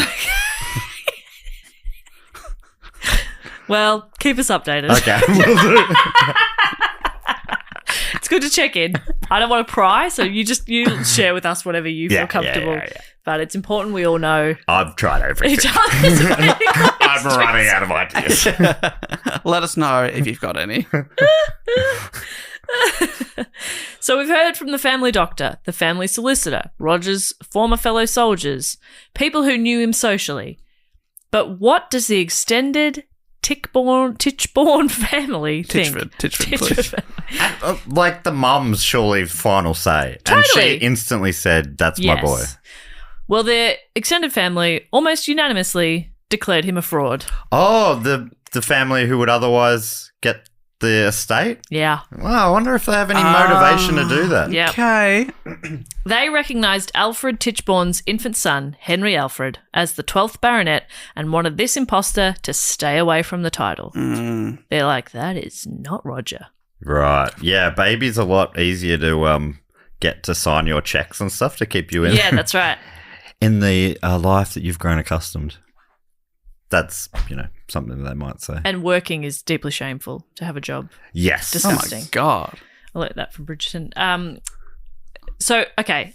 I'll say again. Between Yeah. what? Wow. Dancing. Bridgerton. Dancing to like... Bit of horizontal dancing, if you know what I mean. What? Isn't that what, I haven't seen it, but I've heard Bridgerton's pretty saucy. Jess watches Netflix with the parental lock on, so it skips all those scenes. So each episode only goes for 4.5 minutes. Yeah. Is that a thing that you can do? Because I would honestly... There are? Sure. Genuinely, I'm like... Some shows, I'm like, all right, we get it. Yeah. This love-making scene is going for minutes. All right, guys. I got it. It's going for minutes. That's unrealistic. It's taken me out of the scene. Stop rubbing it in, okay? I get they're allowed to have sex. Do I have to watch it? Yeah, It's out in space. I'm like, well, this is a bit far-fetched. I will say again, so I've mentioned his size a couple of times, and that feels like a bit of a gross detail to mention so much, but it is one of the main arguments made against him, is that that he is sort of a different body shape and he's quite a lot heavier than Roger was. That's not a good argument. I know, but this other main argument is slightly more important. Okay. So Lady Tichborne's brother denounced Thomas as a fraud when he found that he neither spoke nor understood French, which was Roger's first language as a child. Okay. Yes. As a child, you forget that stuff. And he lacked any trace of a French accent. So I did mention before that Roger spoke with a French accent. You totally did, but he lived in Wagga. Yeah. That's a specific accent. That'll He's beat picked that it out of up. you. They'll Yeah. beat that out of you down in Wagga. Absolutely. If you don't change in Wagga, they will run They out of don't town. like Frenchies there. No, Oh, no. famously. He's done that to Bulldogs survive. or And I'm glad humans. you guys are saying this because I've written down the argument could be made. Language is one of those things. If you don't use it, you lose it. And that's Yes. definitely true of your first language. And you can certainly lose your first language and accent in a 13-year period. Of course you can. If you have a a bonk on the head. You have a bonk on the head. All the language went to the egg. Oh, and If you ask the egg said, "Ooh, mon ami." Yeah. Honestly, Je m'appelle le œuf. have you ever gone a few days without speaking to another person and then you try to form a sentence and you're like, Yeah. you know? Yeah. Now try that for 13 years. 13 years, no French. Mm. Okay? First language gone. I think that's pretty unreasonable of his uncle to be like, that's not him. He doesn't have a French accent. Okay, no, so yeah, I think the uncle's got a point there. The weight thing, Yeah, the weight It's thing. ridiculous, Your bodies can but change. accents and Language. your first you language. regress to your first language. That's what happens. If anything, if you're going to forget anything, it's the second language. And you know, Yes. and maybe, let's say you're not instantly completely fluent, but you're going to have a bit of that left, right? You're going to understand the basics at the very least. And then Yes. hopefully, usually people will pick it up as they Yes. are exposed to it again. Yes. You'd think, but this guy's dick, let's not forget. Oh, Yeah, he's yes. got the dick malformation. He's got a very specific dick. The specific dick, I did forget about that. This is tricky. Uh-huh. This is a tricky one. It's hard. I once got knocked back from Wild Bill's club in Southland. Was that the lowest point of your life? Oh, no, there's been others. I can't come in there? Really? Because the bouncer said that my hair colour was different on the ID, saying it was a fake ID. I'm like, it's not, firstly. Secondly, you can change your hair Change colour. hair colour. That can't be the reason for not letting me in. I do it every 6 to 8 weeks. That's great. That's absurd. Yeah. It's like the light, it just looks different in that photo, that's all. But if the security guard got you to drop trowel, Yes. you would have been straight in there. Yeah, because, well, international listeners won't know on the back of our IDs is a very graphic photo. Tasteful. Yeah, tastefully. Detailed. Yes. High def. Yes. Holographic. Yeah. What's it on the back of women's? Well, it's the same area. Mm. Yeah. The crotch. Yeah. The All crotch shot. Graphic. like snowflakes, all different. Mm. No two are the same. Yeah. Wow. The labia majora, labia minora. Do you want me to keep going? Yeah, if you want to keep naming other. So, yeah, that one that's a big one. He's lost his language and accent. That swung me back. This pendulum keeps swinging, Yeah, it's exciting, isn't it? much like a malformed. So, Thomas also struggled to identify several family members, and he complained about attempts to catch him out by presenting him with imposters. They were not imposters. He was like, you're trying to trick me. Nice try. Trying to trick me bringing in strangers. I've never seen them before in my life. It's like, that's your cousin. Yeah, that's the cousin you were in love with. Yeah. That you probably That's had your hot sex with. cousin. That's your sexy cousin. We've all got a sexy cousin. Don't worry about it. Well, if you don't, maybe you are. You then. are the sexy cousin. It's not me. It's not me. You're thinking of a specific hot cousin. Well, I have like 40 cousins. yeah. So Chances are for you, actually. there's a lot of hotties. Yeah, Actually, yeah, yeah. same here. Yeah, Yeah, They're all yeah. pretty much, they've got my genes. So Yeah. Yeah, that's right. If they're related to you, they've got to be. yeah. They're me times 10. Smoke shows. I'm actually probably like dead last hottest in our extended family. Really? Yeah, You're the lowest. yeah. And you're already this hot. Yeah, I know. Can't even Holy can you imagine number one? shit. My gosh. I think that's too much, actually. I couldn't handle that. Probably got no personality, right? Too beautiful. Yeah, I think so. All yeah. dull. Cruise through life. Yeah. All very dull people, but very attractive. Yeah. So, okay, he can't identify family members. He had given Vincent Gosford, a former steward of the family, a sealed package before he'd left back in 1853. Thomas could not remember the contents. Now, that I'm sort of like, just reading about the stat deck before, I'm like, where is the stat deck? Where did I put that? I don't know where anything is. That's not true, but you know what I mean? Something that I put away 14 years ago, I'm not like, I know exactly what was in there. Before he left. Yeah, before he left, the real guy, if this is not the real guy, gave and they were like, what's in here? Yeah. Oh, gotcha. And he's like, I don't know. I don't know. I don't remember. Can you remember the mail you brought in last week and where you put it? Fuck no. No. Probably the bin. Yeah. So I don't know if I necessarily trust that one. The extended family believed that Thomas had acquired pieces of information from sources like Bogle and other people in close proximity to the family. and had used these small pieces of information to convince them he was Roger. So he's just sort of like doing his research, remembering as much as he can. Playing Boggle, getting a certain words coming up. Okay, yes. Mustache. He boggled his own mind. Bookshelf. Got Lady Tichborne, throughout all of this, never changed her mind. She was unmoved when Father Chatillon, Roger's childhood tutor, declared that he was an imposter. Oh. Even then, she's like, nah.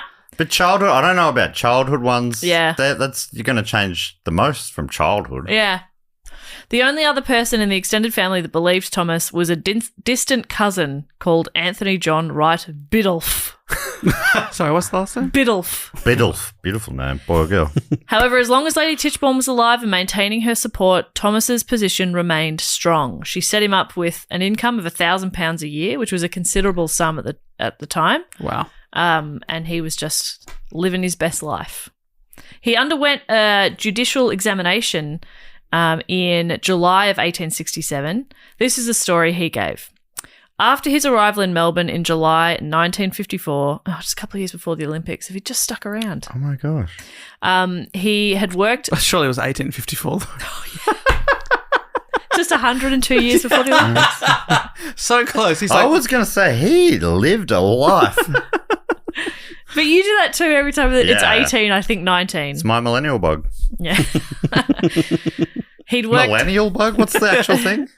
millennium, but I thought you were doing a very, very clever joke. I was doing a very clever joke. That's what that was. That was a very clever joke. Very clever. Anytime you're confused or I sound confused, I'm being clever. Being very clever. And if you don't quite get it, that's on you. Yeah. So he arrived in July of 1854, 102 years before the Olympics. And he worked for William Foster at a cattle station in Gippsland under the name Thomas Castro. While there, he'd met Arthur Orton, a fellow Englishman. After leaving Foster's employment, Thomas had subsequently wandered the country, sometimes with Orton, working in various capacities before setting up a butcher in Wagga Wagga in 1865. So that's quite a long time there. On the basis of this information, the Tichborne family sent an agent, John Mackenzie, to Australia to make further inquiries. Mackenzie located Foster's widow, who produced the old station records. These showed no reference to Thomas Castro, although the employment of an Arthur Orton was recorded. Okay. Foster's widow also identified a photograph of the claimant and said, yeah, that's Arthur Orton. Okay. And that's the same name he went to the Orton's house and said, tell them their son's very rich now. So he went to the Orton's place, and they didn't recognise him? They weren't there. Oh. He said it to a neighbour. He said, hey, when they get back, tell the family. They've got a rich son now. Oh. Anyway. He's fine. He's in Australia. He's fine. He's rich. Interesting. In Wagga Wagga, one local resident recalled the butcher Castro saying that he'd learnt his trade in whapping. In a whapping? Is that a different place? Which is where Thomas had visited the Orton family. Yes. Okay. During my silent period, just after I'd said 12 swans a whapping, they went to the Swan Hotel. I'm like... And that's, yeah, and you should do a little bit more of that because... Another two? Oh, like Swan!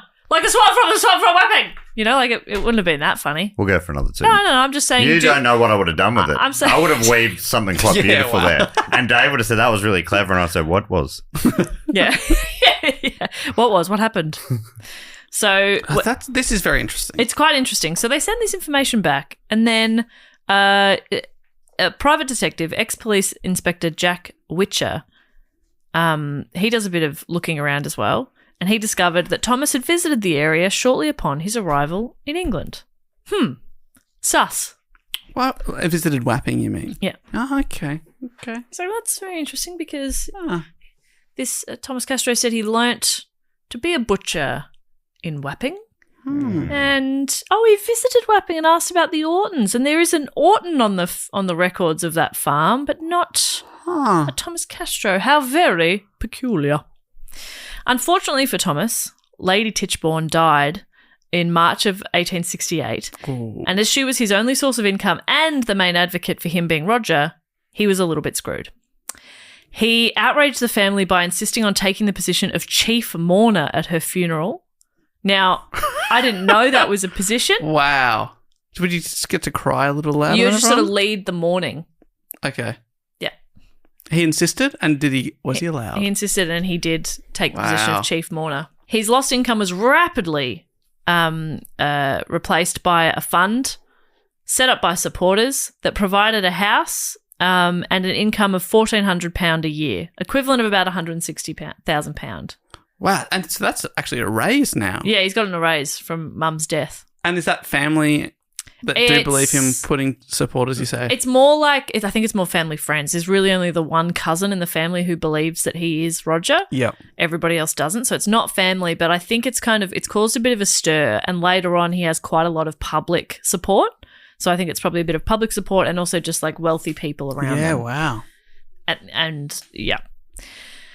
In September of 1868, together with his legal team, Thomas went to South America to meet face-to-face with potential witnesses in Chile who might confirm his identity. He disembarked at Buenos Aires, ostensibly to travel overland, and then he would rejoin his advisors who were continuing by sea. So they let him off. He was like, I'm going to go via land. I'll meet you. And they keep sailing. Don't know why. And he did that ostensibly. Yeah.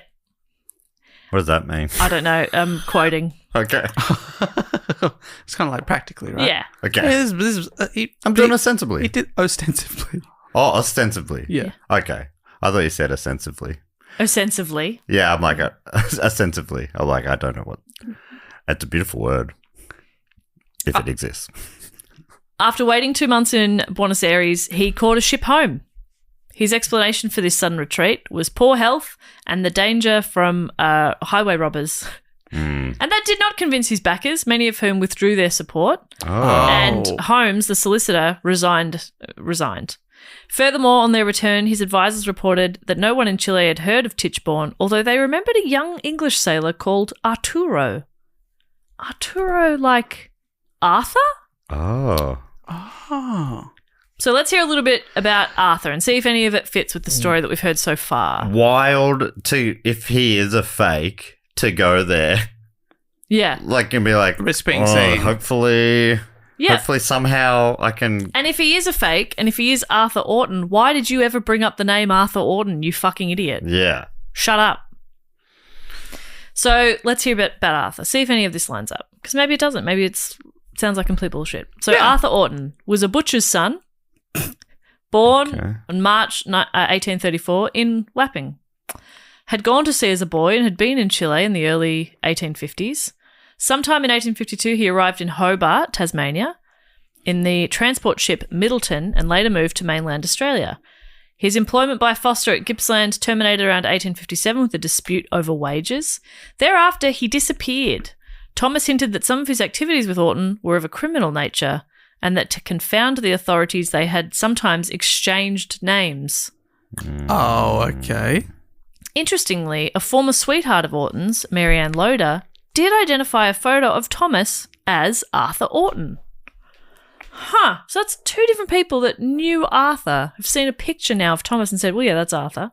Wow. Yeah, but even more have ID'd him as Roger. So, you know, what does that even mean? I'm starting to wonder if people know what people look like back then. I know. How is this happening? And what's very funny is there was a little note that said, like, some of the photographic evidence they had was dismissed in court cases because people were worried about how photos could be manipulated in the 1800s. What? I'm like, they're going to lose their fucking minds.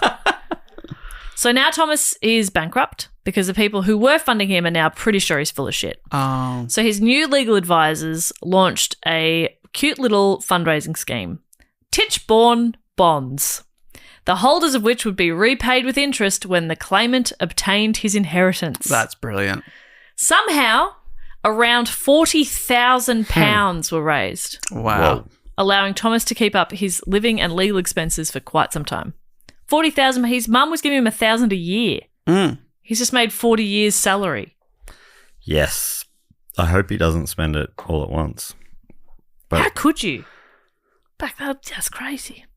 The case ends up going to trial, and Thomas's team are obviously wanting to establish that he is in fact Sir Roger Tichborne, because in addition to Tichborne Park, which is like a 2,300 acre estate, The estate also included manors, land, and farms in Hampshire, considerable properties in London and elsewhere, which altogether produced an annual income of over £20,000, which is equivalent to about 2.3 million now. So it's quite a big estate. Wow. So they really want to. Wow. They want to win, and they want to prove that he is Roger Tichborne, because all of this, it's sort of high stakes. In his opening speech, William Ballantyne made much of Roger Tichborne's unhappy childhood, his overbearing father, his poor education, and his frequently unwise choices of companions. The claimant's experience in an open boat following the wreck of the Bella had, said Ballantyne, impaired his memories of his earlier years, which explained his uncertain recall. So they're saying exactly what we were saying. Egg. It's the egg. It's the egg. It's the French He's speaking had a egg. bonk on the head. That's right. What's the French word for bonk? Probably bonk. Bonk. Yeah, thank you. Are they going to put the egg on the stand? I hope so, but hopefully it's well dressed. The problem is if you put the egg on the stand, You put a little judge's wig on it. and then it can get cross-examined, and I don't know if it would stand up. Don't you reckon under that kind of pressure? There's a Yeah, lot you of put pressure. an egg under heat. Yeah. See what happens. Oh, Yeah. gosh. They might crack. Yeah. Don't crack the egg. Yeah. We'll need a translator. It's a French-speaking egg. You do a bit of French. Ah, bonjour. It's a 600-day streak. Oh, yes. Did you know that I got the notification. It came up on my watch before. Dave and I are friends on Duolingo, and he's got a 600-day streak today. Can I just say, it always asks me to send you a high five for doing something. Yeah. Have you ever sent me a high five? No one. It's never told me that. I've got a high five. I congratulated you today for that Did you? streak. Oh, my gosh. I'm going to open it right Yeah. now. Come on. But I don't think I've sent you high fives, no. 600 days. Let's see. Maybe it's because I've just started. I'm at day 16 or 17 or something. Day 600. This is Duolingo we're talking about. I'm not sure if we mentioned that. Yeah. Where does it I don't know. 600 days streak. I've got 3 freezers for that. That's pretty good. That's pretty good. Friends, anything? Nothing from you. Brutal. No congratulations whatsoever. That's bizarre. Because look, I pressed celebrated. Oh, well, thank you so much. Add a comment here. I'll add a comment. Thank you very much. I look forward to receiving your praise tonight when I'm back on there. And I'm doing it at 11:55 p.m. being going, like, shit, I've got to keep the streak going. Shit. This is Every definitely time. the best way to learn. Shit. It's always right as we're getting into bed. And I'm like, sorry, are you trying to get some sleep? Yeah, no worries. Vorai? I'm talking loudly into my phone. And then, doo-doo.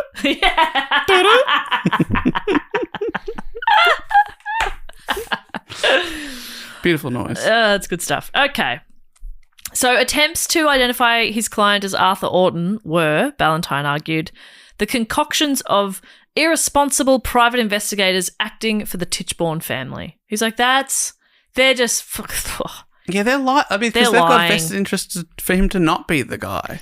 Thomas was called to the stand and answered questions about Arthur Orton. He described him as a large-boned man with sharp features and a lengthy face slightly marked with smallpox. He'd lost sight of Orton between 1862 and 65, but they'd met again in Wagga Wagga.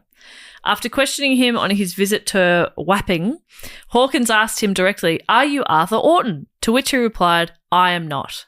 So, Okay. there you have it. Mm-hmm. I don't understand why this gets so drawn out. Case closed. He's done the stat deck. Yes, and now he's on the stand in front of the judge. He's like, "No, I'm not Arthur probably Orton." swearing on a Bible. What more do you want? Yeah. Honestly, bizarre. From Wikipedia again, the claimant, so that's Thomas, displayed considerable ignorance when questioned about his time at Stonyhurst, the boarding school. He confused Latin with Greek, did not understand what chemistry was.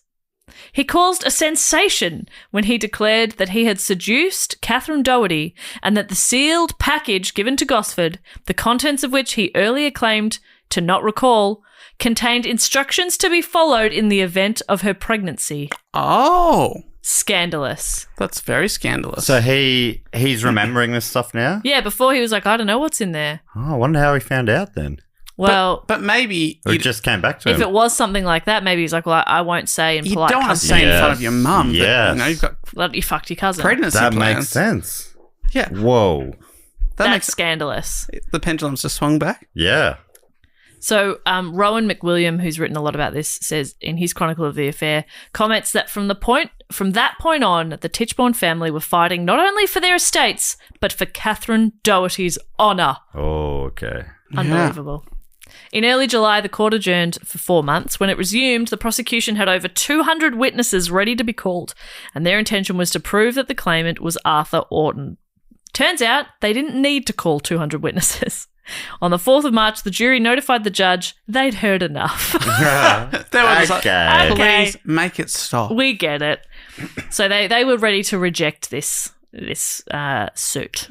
So Thomas was arrested on charges of perjury and was sent to Newgate Prison. Oh, no. From his cell in Newgate, he vowed to resume the fight as soon as he was acquitted. In March 1872, he published in the Evening Standard an appeal to the public requesting financial help to meet his legal and living costs. And he wrote, "I appeal to every British soul who is inspired by a love of justice and fair play and is willing to defend the weak against the strong." I mean, he's a baronet. I think he's in the strong category. But anyway, he'd gained considerable popular support during the civil trial. His fight was perceived by many as symbolising the problems faced by the working class when seeking justice in the courts.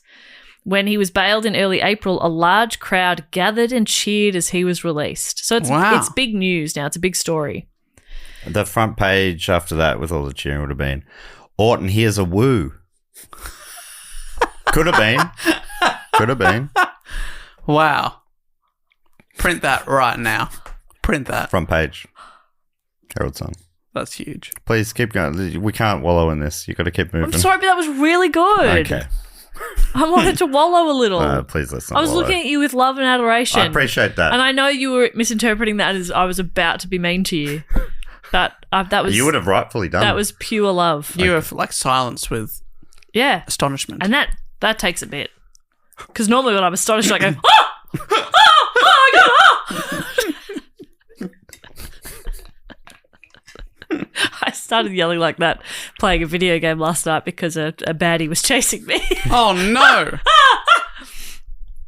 Anyway, the criminal case went to trial in 1873, and given its expected length, the case was scheduled as a trial at bar, a device that allowed a panel rather than one judge to hear it. You know that's the year the St Kilda Football Club was formed? 1873. Yeah. Wow. How about that? Can And you believe one it? premiership in that whole time. Yeah, that's right. Wow. They suck. Yeah. Huh.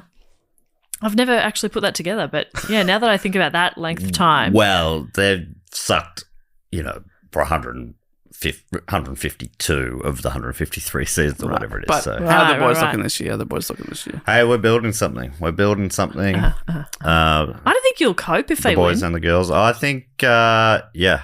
I think your heart might stop. I think they're both going to win. Have the women won a premiership either?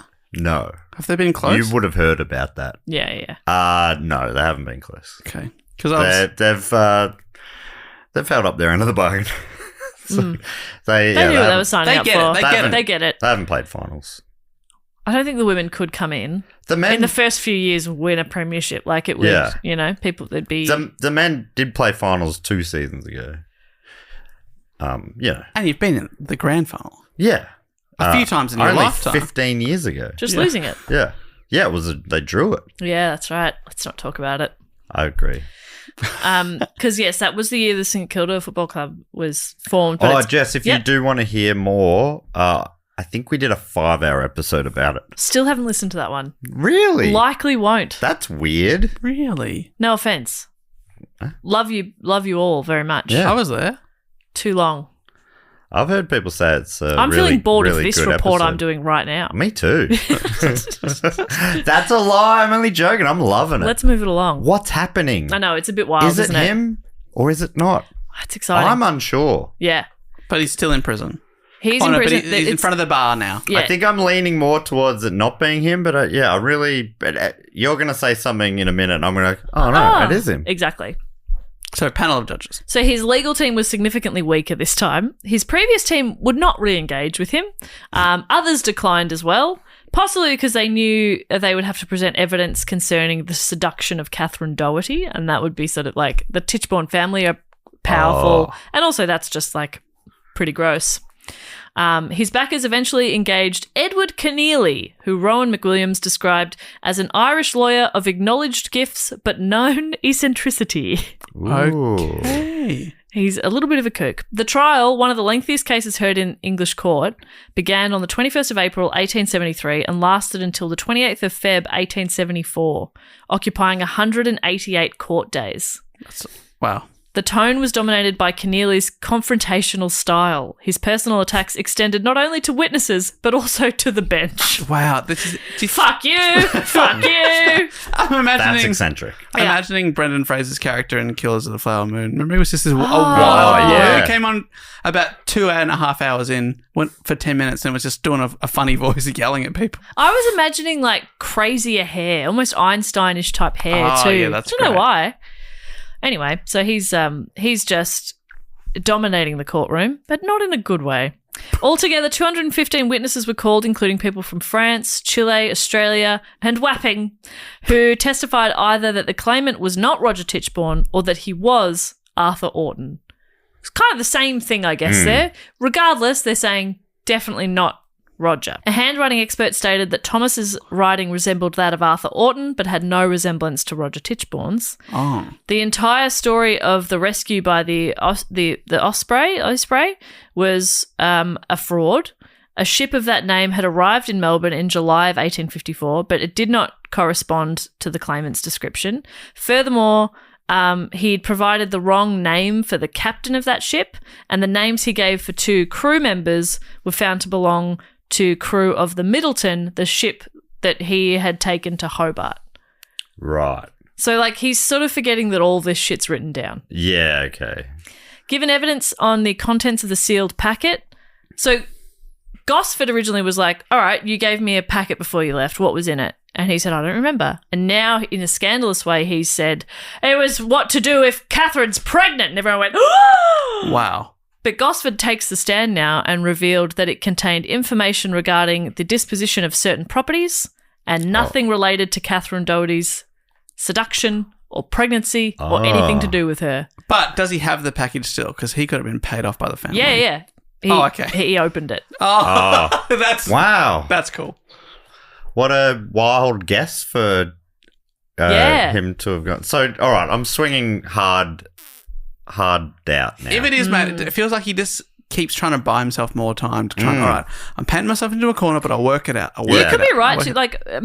It says giving evidence on the contents of the sealed packet. Maybe Gosford is being like, no, it was about property. Yeah.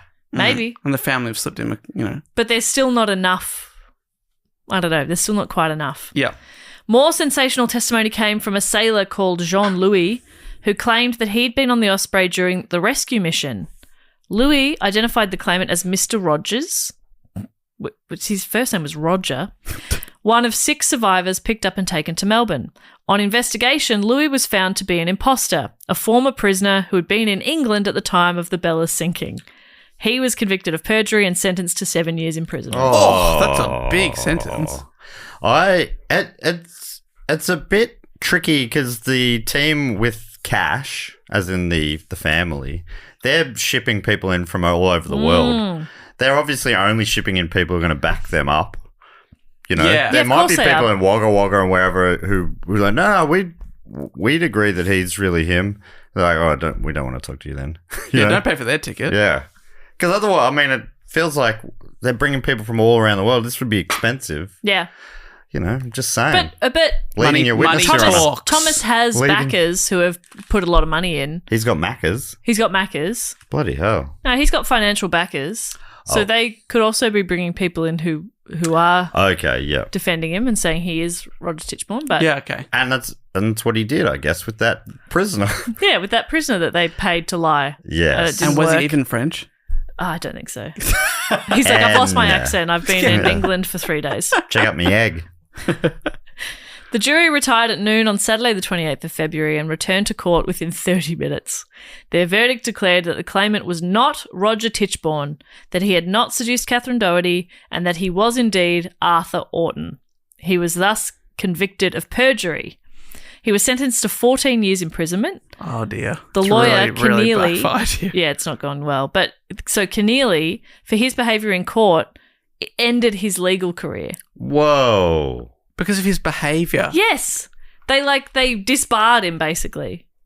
Because he was he was so full on and threatening in the fuck you. But you don't don't worry. Say that to the judge. Don't worry. In February of 1875, he fought a parliamentary by-election for Stokes-upon-Trent as the People's candidate and won with a resounding majority. So he went on to be a politician. Perfect. Mm-hmm. You'd be pretty annoyed getting 7 years for lying when the guy who actually did the crime only got double that. Yeah. In the years of the Tichborne movement's popularity, a considerable market was created for souvenirs in the forms of medallions, china figurines, tea cloths, and other merch. But by 1880, interest in the case had declined, and in the general election of that year, Keneally was heavily defeated. So he was kind of riding that wave for a little while as well. So Thomas, or more probably Arthur, ended up serving 10 years and was released in October of 1884. Throughout his imprisonment, he maintained that he was Roger Tichborne. Upon release, he signed a contract to tour with music halls and circuses, but the British public's enthusiasm had waned. He went to New York in 1886, but no one there really cared about his story, and he ended up just bartending for a while. I mean, he's got a wife and kids back in London, but It's so funny, the people they got touring back then. Yeah. Remember this guy? He said he was someone. Cod said he wasn't. Well, here he is. Have a look at him. Here he is with a band. Yeah. isn't that bizarre? So strange. He returned in 1887 to England, where, although not officially divorced from Mary Ann Bryant, he married a music hall singer, Lily Enever. Scandalously, in 1895, for a fee of a few £100s, he confessed in the People newspaper that he was, after all, Arthur Orton. Oh, my God. For a few £100s. With the proceeds, he opened a small tobacconist's shop. He quickly retracted the confession and insisted again that he was Roger Tichborne. He just wanted the cash. Yeah. Come on, mate. Just wanted the money to open a shop. The shop failed, as did many other business attempts, and all good things must come to an end, and he died destitute of heart disease in April 1898. Didn't even get to see Australia federate. And he loved Australia. He loved Australia. So commenters have generally accepted that Thomas was Arthur Orton all along. He was not Roger Tichborne. But there are theories and questions still floating around. A lot of today's report has come from the writings of Douglas Woodruff, who published a massive study on this case in 1957. He posits that Thomas very well may have been Roger Tichborne. Woodruff's principal argument is the sheer improbability that anyone could conceive such an imposture from scratch at such a distance and then implement it. Which, Really? yeah, I know. Another theory was To me, it just sounded like he heard the singer. You vaguely look like this guy. And then bit by bit, he pieced it together. Built the lie up. Yeah, it Yeah. didn't sound like it had a full ingenious plan. No. No. Seemed like it kind of maybe shared a vague resemblance and tried to capitalize on it. I reckon if it was a genius plan, he would have had a French tutor on that long voyage over. Yeah, he got 3 months. Yeah. Just go Learn full some immersion, words. learn some French. Another theory was briefly explored while Thomas was in prison. A man named William Cresswell, who was an inmate of a Sydney mental asylum, claimed that he was Arthur Orton. Oh. There was circumstantial evidence that indicated some connection with Orton, but nothing came of this claim. There were obviously some uncertainties and inconsistencies with the entire story. To explain the degree of facial resemblance between Thomas and the Tichborne family, some people speculated that Orton's mother, a woman named Mary Kent, was an illegitimate daughter of Sir Henry Tichborne, Roger Tichborne's grandfather. So they're saying maybe he was like an illegitimate family member Which somehow. is why there was some resemblance. Yeah, And why he had the weird weird wang. penis. Oh. not running the family. Yeah. And Forgot about the weird wang. An alternative story was that Mary Kent was seduced by James Tichborne, making Orton and Roger half-brothers. So maybe he was somehow a half-brother of... Gosh, that would be so wild. And then he just finds out about the whole case whilst living in Australia Yeah. and goes, all right, I'll pretend to be this, even though he might actually be a half-brother. That would be Yeah. so wild. Other versions have Orton and Roger as companions in crime in Australia, with Orton killing Roger and assuming his identity. Like, that doesn't sound like he knew enough No. to have, like, learnt everything and then Yeah. hung out with this guy. That sounds like the novelised version of this. Yeah. Well, What point do you think he learned about the cousin affair? for him to make that Yeah. guess at the package. Who knows? But the claimant's daughter, Teresa Mary Agnes. So remember he had 2 daughters with his wife. Yeah. I wanted to ask earlier on, were they allowed to live with him the whole time when he was pretending to be I think so, Tichborne? yeah. So they did live this life of luxury for a while. Yeah. And then rode the wave with him. Okay. Yes. And his daughter, Teresa, maintained that her father confessed to her that he had killed Arthur Orton. Oh. There's no direct evidence of any of these theories. Teresa continued to proclaim her identity as a Tichborne daughter, and in 1924 was imprisoned for making threats and demands for money to the family. So it seems like it's in the blood. With theories and doubts hanging over the case, Woodruff wrote in 1957, "Probably forever now, its key long since lost, a mystery remains." Mystery episode? It's a mystery episode. It's a mystery episode. But it's widely believed it was Arthur Orton. But it's a mystery episode. Wow. So the daughter's saying that he killed Arthur Orton. Yeah, he was Roger Tichborne. Right. They knew each other in Australia.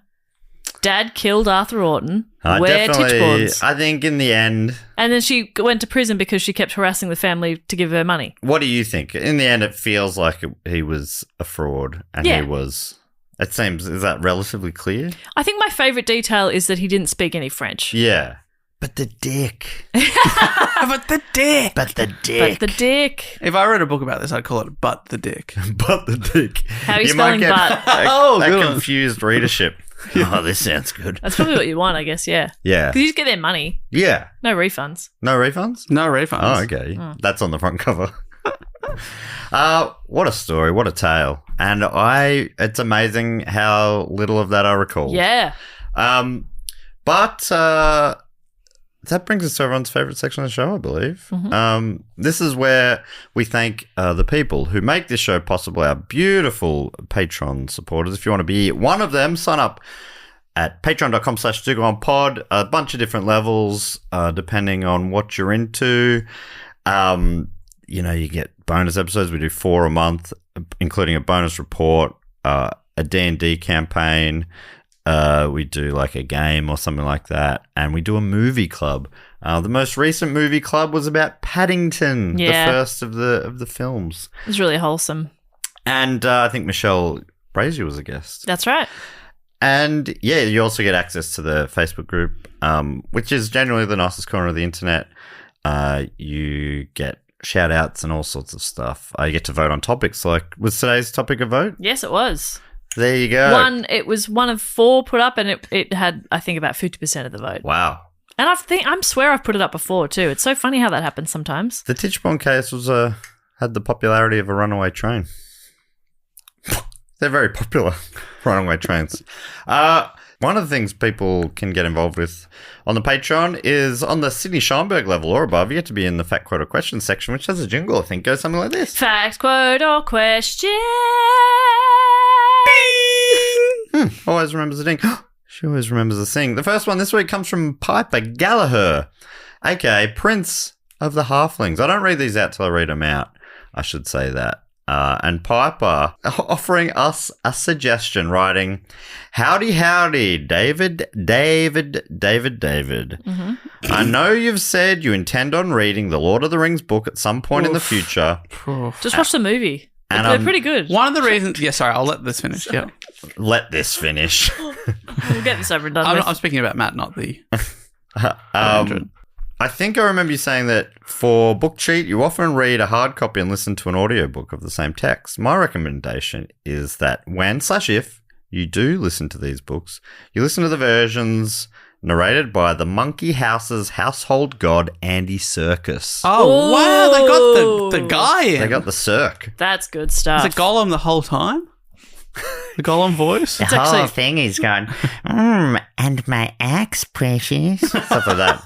Is that kind of something? Yeah. That's a good reference. He narrated all 3 books, as well as The Hobbit, The Silmarillion, during the height of the COVID pandemic, and they're the single most delightful audiobooks I've ever heard.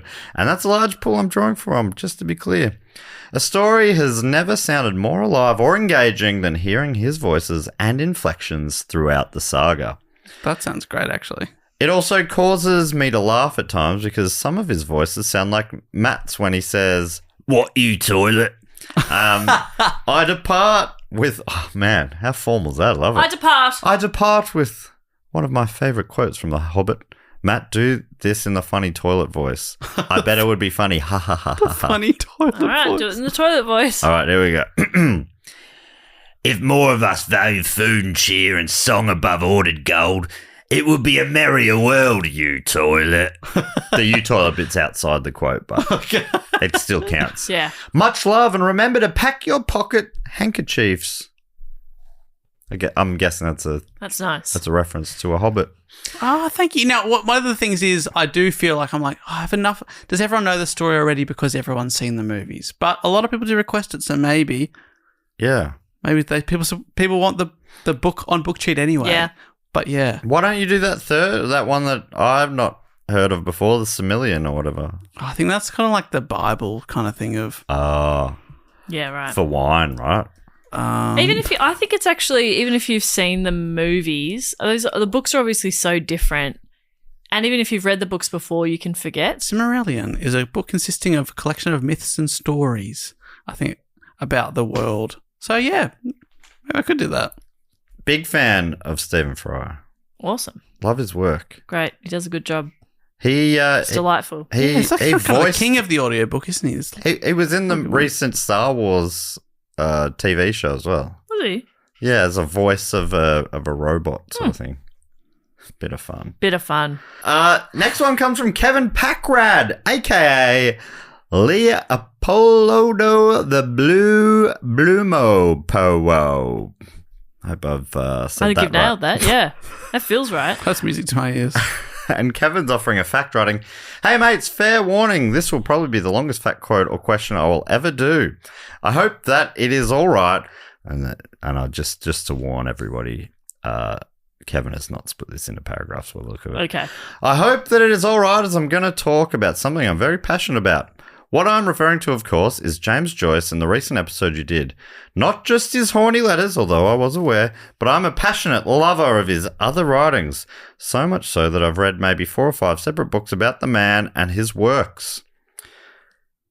But never his work. Just books about the man. Certainly not. I think my first fact quote or question back in 2018 was actually a fact about Bloomsday, the holiday dedicated to Joyce and the day his novel Ulysses takes place on, 16th of June, 1904. Maybe Matt remembers that this is also the date when James and his lifelong partner Nora's first rendezvous took place, where she pulled him off. I do remember that. I think for a long time, though, Ulysses was something that called to my literary sense since before the time I was in high school. After many failed attempts, I've since managed to finally read the book all the way through, starting in the second half of my last year in college when I bought the Cambridge Centenary Edition, which is a giant copy of the book that I decided to lug around campus like I was Sisyphus or something, and I like attention. It has earned the status of... Excuse me, coming through. Sorry, I got a huge book here. Sorry, everybody. It has earned the status as one of my favourite books, next to Hitchhiker's Guide to the Galaxy and A Confederacy of Dunces. Both are available on the book cheat feed. Geez, very book cheat. That's true. Heavy fact quote Appreciate question that, section. everyone. There's a new episode out right now, Sherlock Holmes, Sign of the Four. A portrait of the artist as a young man is the most blatantly obvious, but throughout Dubliners and Ulysses, most of the characters are either A, based on Joyce and the members of his family, or B, based on real people that lived in Dublin that he knew. I've missed a bit here. I think this is referencing how a lot of his work is autobiographical. All right, gotcha, yes. I won't go into all of that background because there is a lot of it, but I think you saw with The Dead that Joyce used his literature almost like a therapy session, but I don't think he ever really got over anything. Joyce had this problem that was very insecure, very idea that another man could have been in love with or been loved by his wife Nora. In 1909, when visiting Dublin and away from Nora, he was staying with his former school friend Brian Cosgrove, who appears as the character Lynch in his various works. Cosgrove told Joyce that she had cheated on Joyce with him when they were younger. which was a lie, and Joyce ostensibly had a mental breakdown. Cosgrove made this accusation of jealousy over Joyce's success with Nora, but Joyce took it very seriously and very nearly ending their relationship and writing a series of depressed letters to her over the course of a day. Oh my God, I think we're over halfway here. James Joyce would be proud. But it's still this one paragraph. I've lost myself again. There's a real stream of consciousness coming at you. That's right. He eventually gets over it, but it is funny because the idea of being a cuckold, weirdly enough, is a big part of his work. Ulysses follows Leopold Bloom, a middle-aged ad canvasser who avoids going home because he knows his wife has plans to cheat on him, and he does nothing about it. There are various reasons why he does this, and talking about Ulysses can get very complicated very fast. So I'll just say that Bloom is supposed to be Joyce, albeit an older version. Stephen Daedalus, Joyce's literary alter ego from a portrait, is also a main character in Ulysses. Bloom takes center stage throughout the majority of the book, but in this sort of way, the book acts as an opportunity for those two characters to meet. The book takes place over a single day, so you watch this the whole time as these characters pass each other by and wait till they actually meet. The meeting is also based on something that happened to Joyce, but the whole point is that Joyce is writing about who he was and the person he wants to be. At the time, Joyce said that if he was tired of Stephen and was much more interested in Bloom as a character, and I will agree that Bloom is the best part of the book, partially because he is funny and has weird thoughts, but also because he is kind and flawed protagonist. The focal point between the two characters is Molly, Bloom's wife, who is very obviously Nora, and it turns out that the book is just one long and complicated love letter to her. I don't think I've ever seen someone so in love or so insecure, but I love the book anyways. It would be a challenge, but it would make for a great few episodes on Book Cheat one day. I don't know. We've done most of it here today. I don't know how Dave would do it, but there are several resources out there that you can use to help you through it. Cheers and thank you for indulging in this madness. Hey, thank you, Kevin Packrad. 2 book sheet requests there, both long ones. The Lord of the Rings and now Ulysses. Yes. I reckon maybe due to the length of that one, maybe we'll just do the 2 of the fact quotes questions today and move on to the next section of the show. Thanks so much to Kevin and Piper for their Sydney Scheinberg support and their facts, quotes and questions. Next thing we like to do was shout out to a few of our great supporters. Jess normally comes up with a bit of a game based on the topic at hand. Yeah, I thought, what about the people that they are impersonating? Oh, yes. Okay, great, yes. So a baron or it could be a non-baron. It could be a non-baron. The 2 kinds of people. Someone very specific. Yeah. Non-baron. How about I read out the names? Mm-hmm. Dave says the real identity, which is just them, I guess, again. I'll say the address. You say the real identity. Okay, yeah. And Jess, you give us who they're impersonating. Got it. All right, from Dunfermline in Fife in Great Britain. Maybe 5. Mm-hmm. It's Beth. Beth is trying to assume the identity of John Hamm. Really? Whoa. Oh, my God. I mean, do you want that Mad Men money? if you can pull it off. And there is... Good luck to you. Yeah, there is a resemblance. Yeah, okay. That's nice. So you're saying Beth is hot. Yeah. Classically handsome. Classically handsome. Probably a bit of a douchebag. Not your value. Oh, really? The Not real Beth. him? John Hamm. Is he? I reckon. What a shame. He seems like fun. We've heard that have opinion we? from Jess before. Oh, okay. Maybe he was in a phrasing. We talked about him phrasing the bars in a Brendan Fraser movie. I think we've also had friends who have been at a party with him and okay. have given me that impression. Yeah, I've partied with the ham. I had a little slice. Yeah, I don't know. Slice Just of based ham. on that story, whoever the friend is, I think they might sound like a wanker. And you know what? Yeah, thinking back. Yeah. All right, I'm a wanker. So I don't know if I judge. Party with the ham. I don't know how well I take that person's opinions. Can't wait to find out about this. Next up from Lexington in Kentucky. Oh, a city that we've talked about in a few previous episodes. I think maybe including the cocaine bear.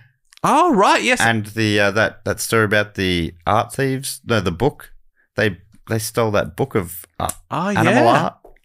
I can't remember what that episode was called. I did it.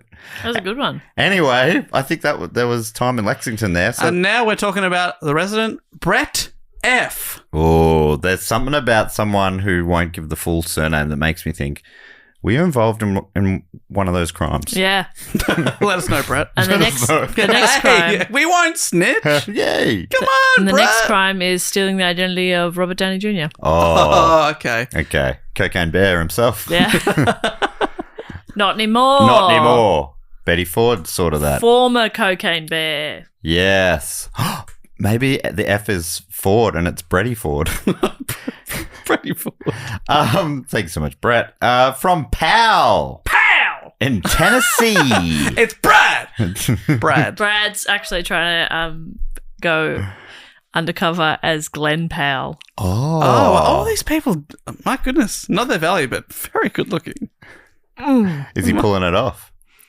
He can pull it off. Just let me tell you, Glenn Powell can pull it off. Let me say that. Nice one, Brad. Thank you so much, Brad. From Mile End in South Australia. It's Rory Marchant. Queen Elizabeth, Oh, yeah. First or second? second. Oh, okay. Yeah, Yeah. the current queen. Current yeah. Queen. Yeah, that, honestly, you'd get more respect if you're the current queen than one from a few hundred Yeah, years a ago. dead one. Yeah. Yeah, come back and wait, who's this on my throne? Who the hell's that?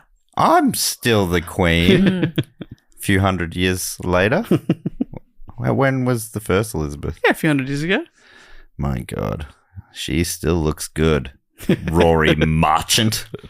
From Toronto in Ontario, Canada. Eva with an E. EVA, Eva.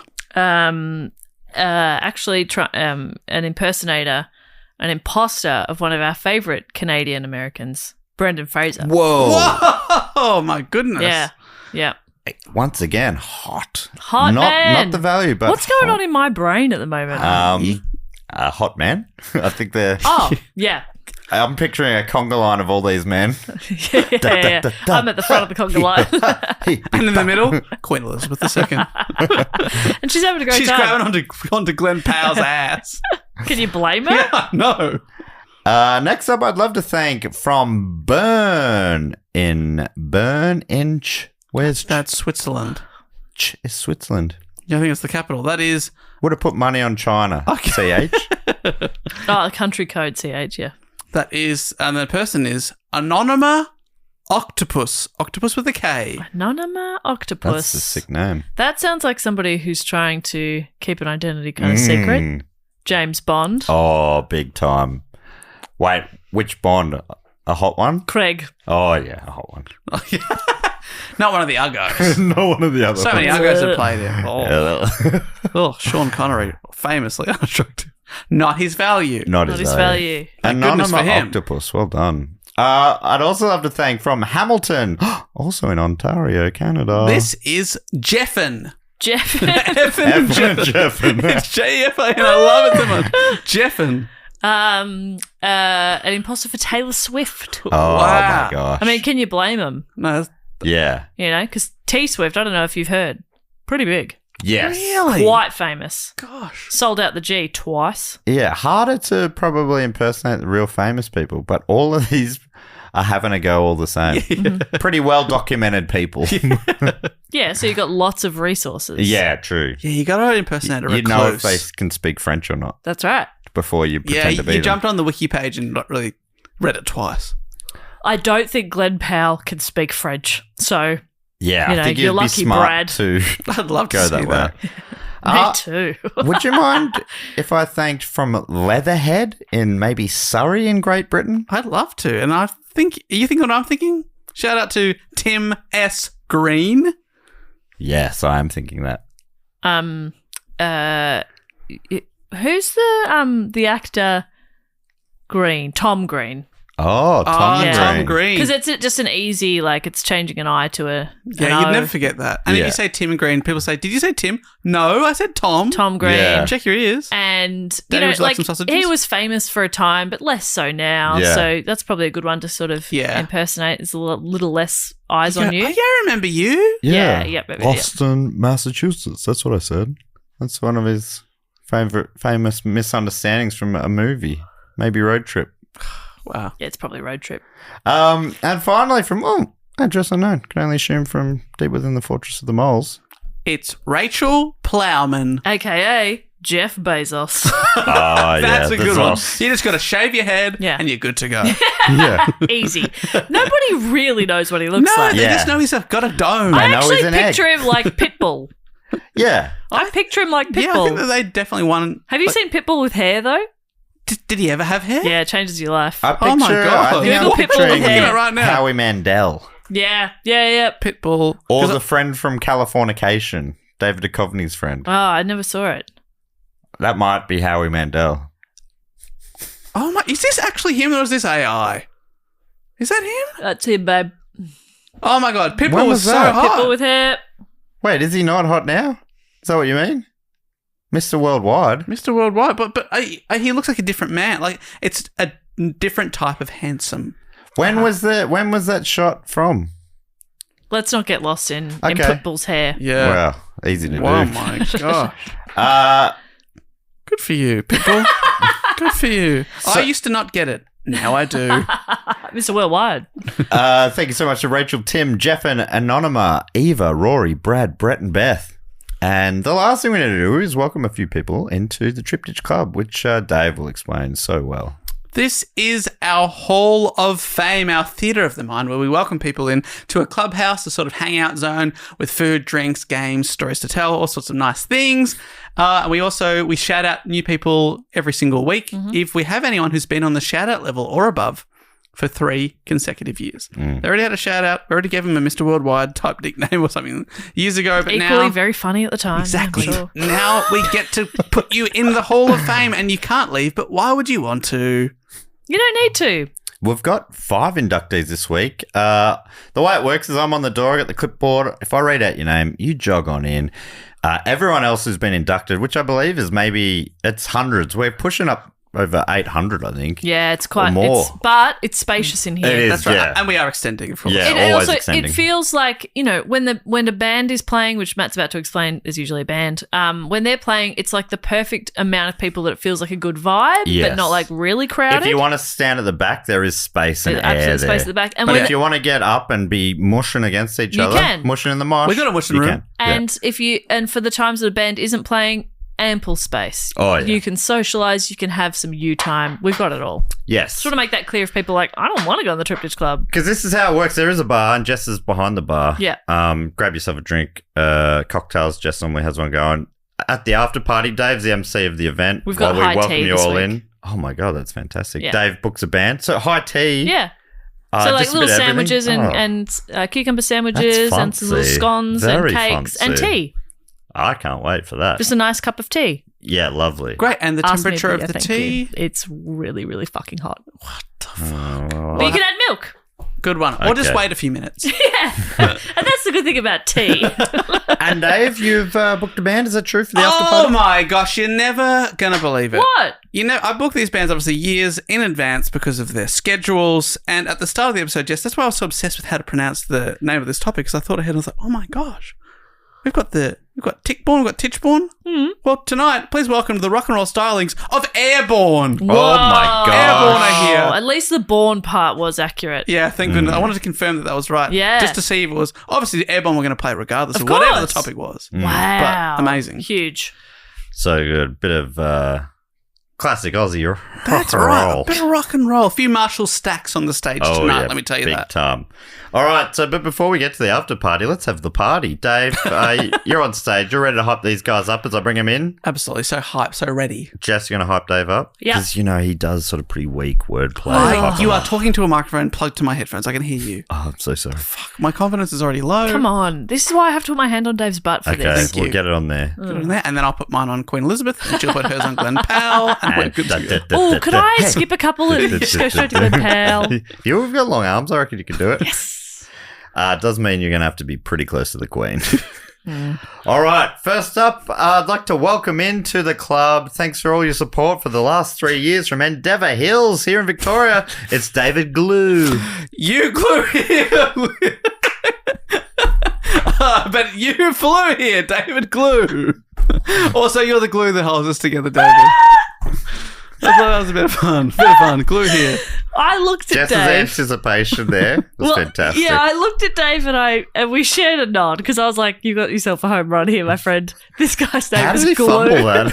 How did you fumble you glue here? Because Jess gave me the look, I thought, I have to do something she's not expecting. You're right, and you did. But you are the glue that holds this society together, David. David Glue. From Denver, Colorado. Please and thank you and welcome, Alicia Beaton. I felt beaten until I met Alicia.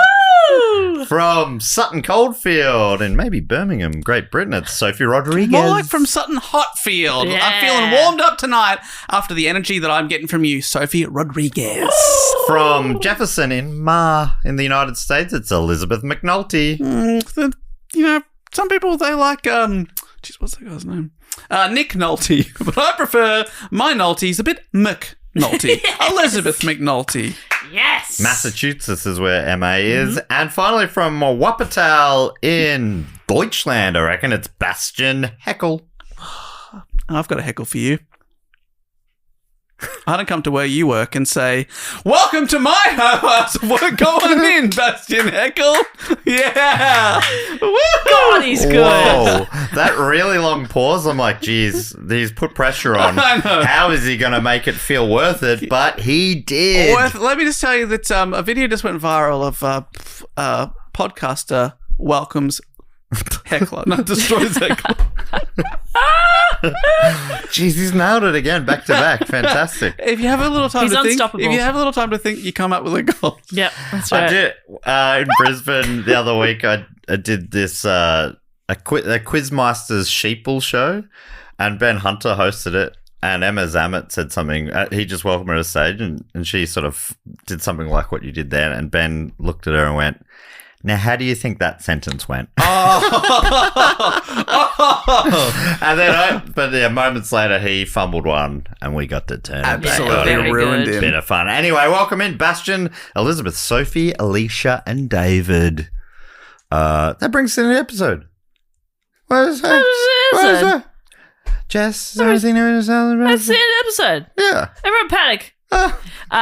Look, I mentioned at the start of the show that you can suggest a topic, and anybody's welcome to do that at any time. There's a link in the show notes. It's also on our website, which is dogoonpod.com. And I like how you said it like a question. Do go on pod.com? I always forget.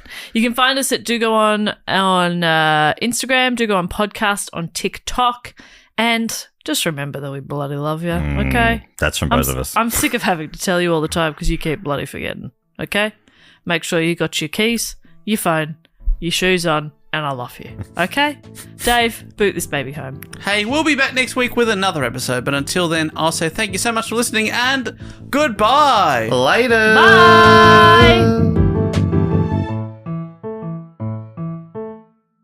Don't forget to sign up to our tour mailing list so we know where in the world you are and we can come and tell you when we're coming there. Wherever we go, we always hear 6 months later, "Oh, you should come to Manchester. We were just in Manchester." We're just there, but this way you'll never miss out. And don't forget to sign up, go to our Instagram, click our link tree. Very, very easy.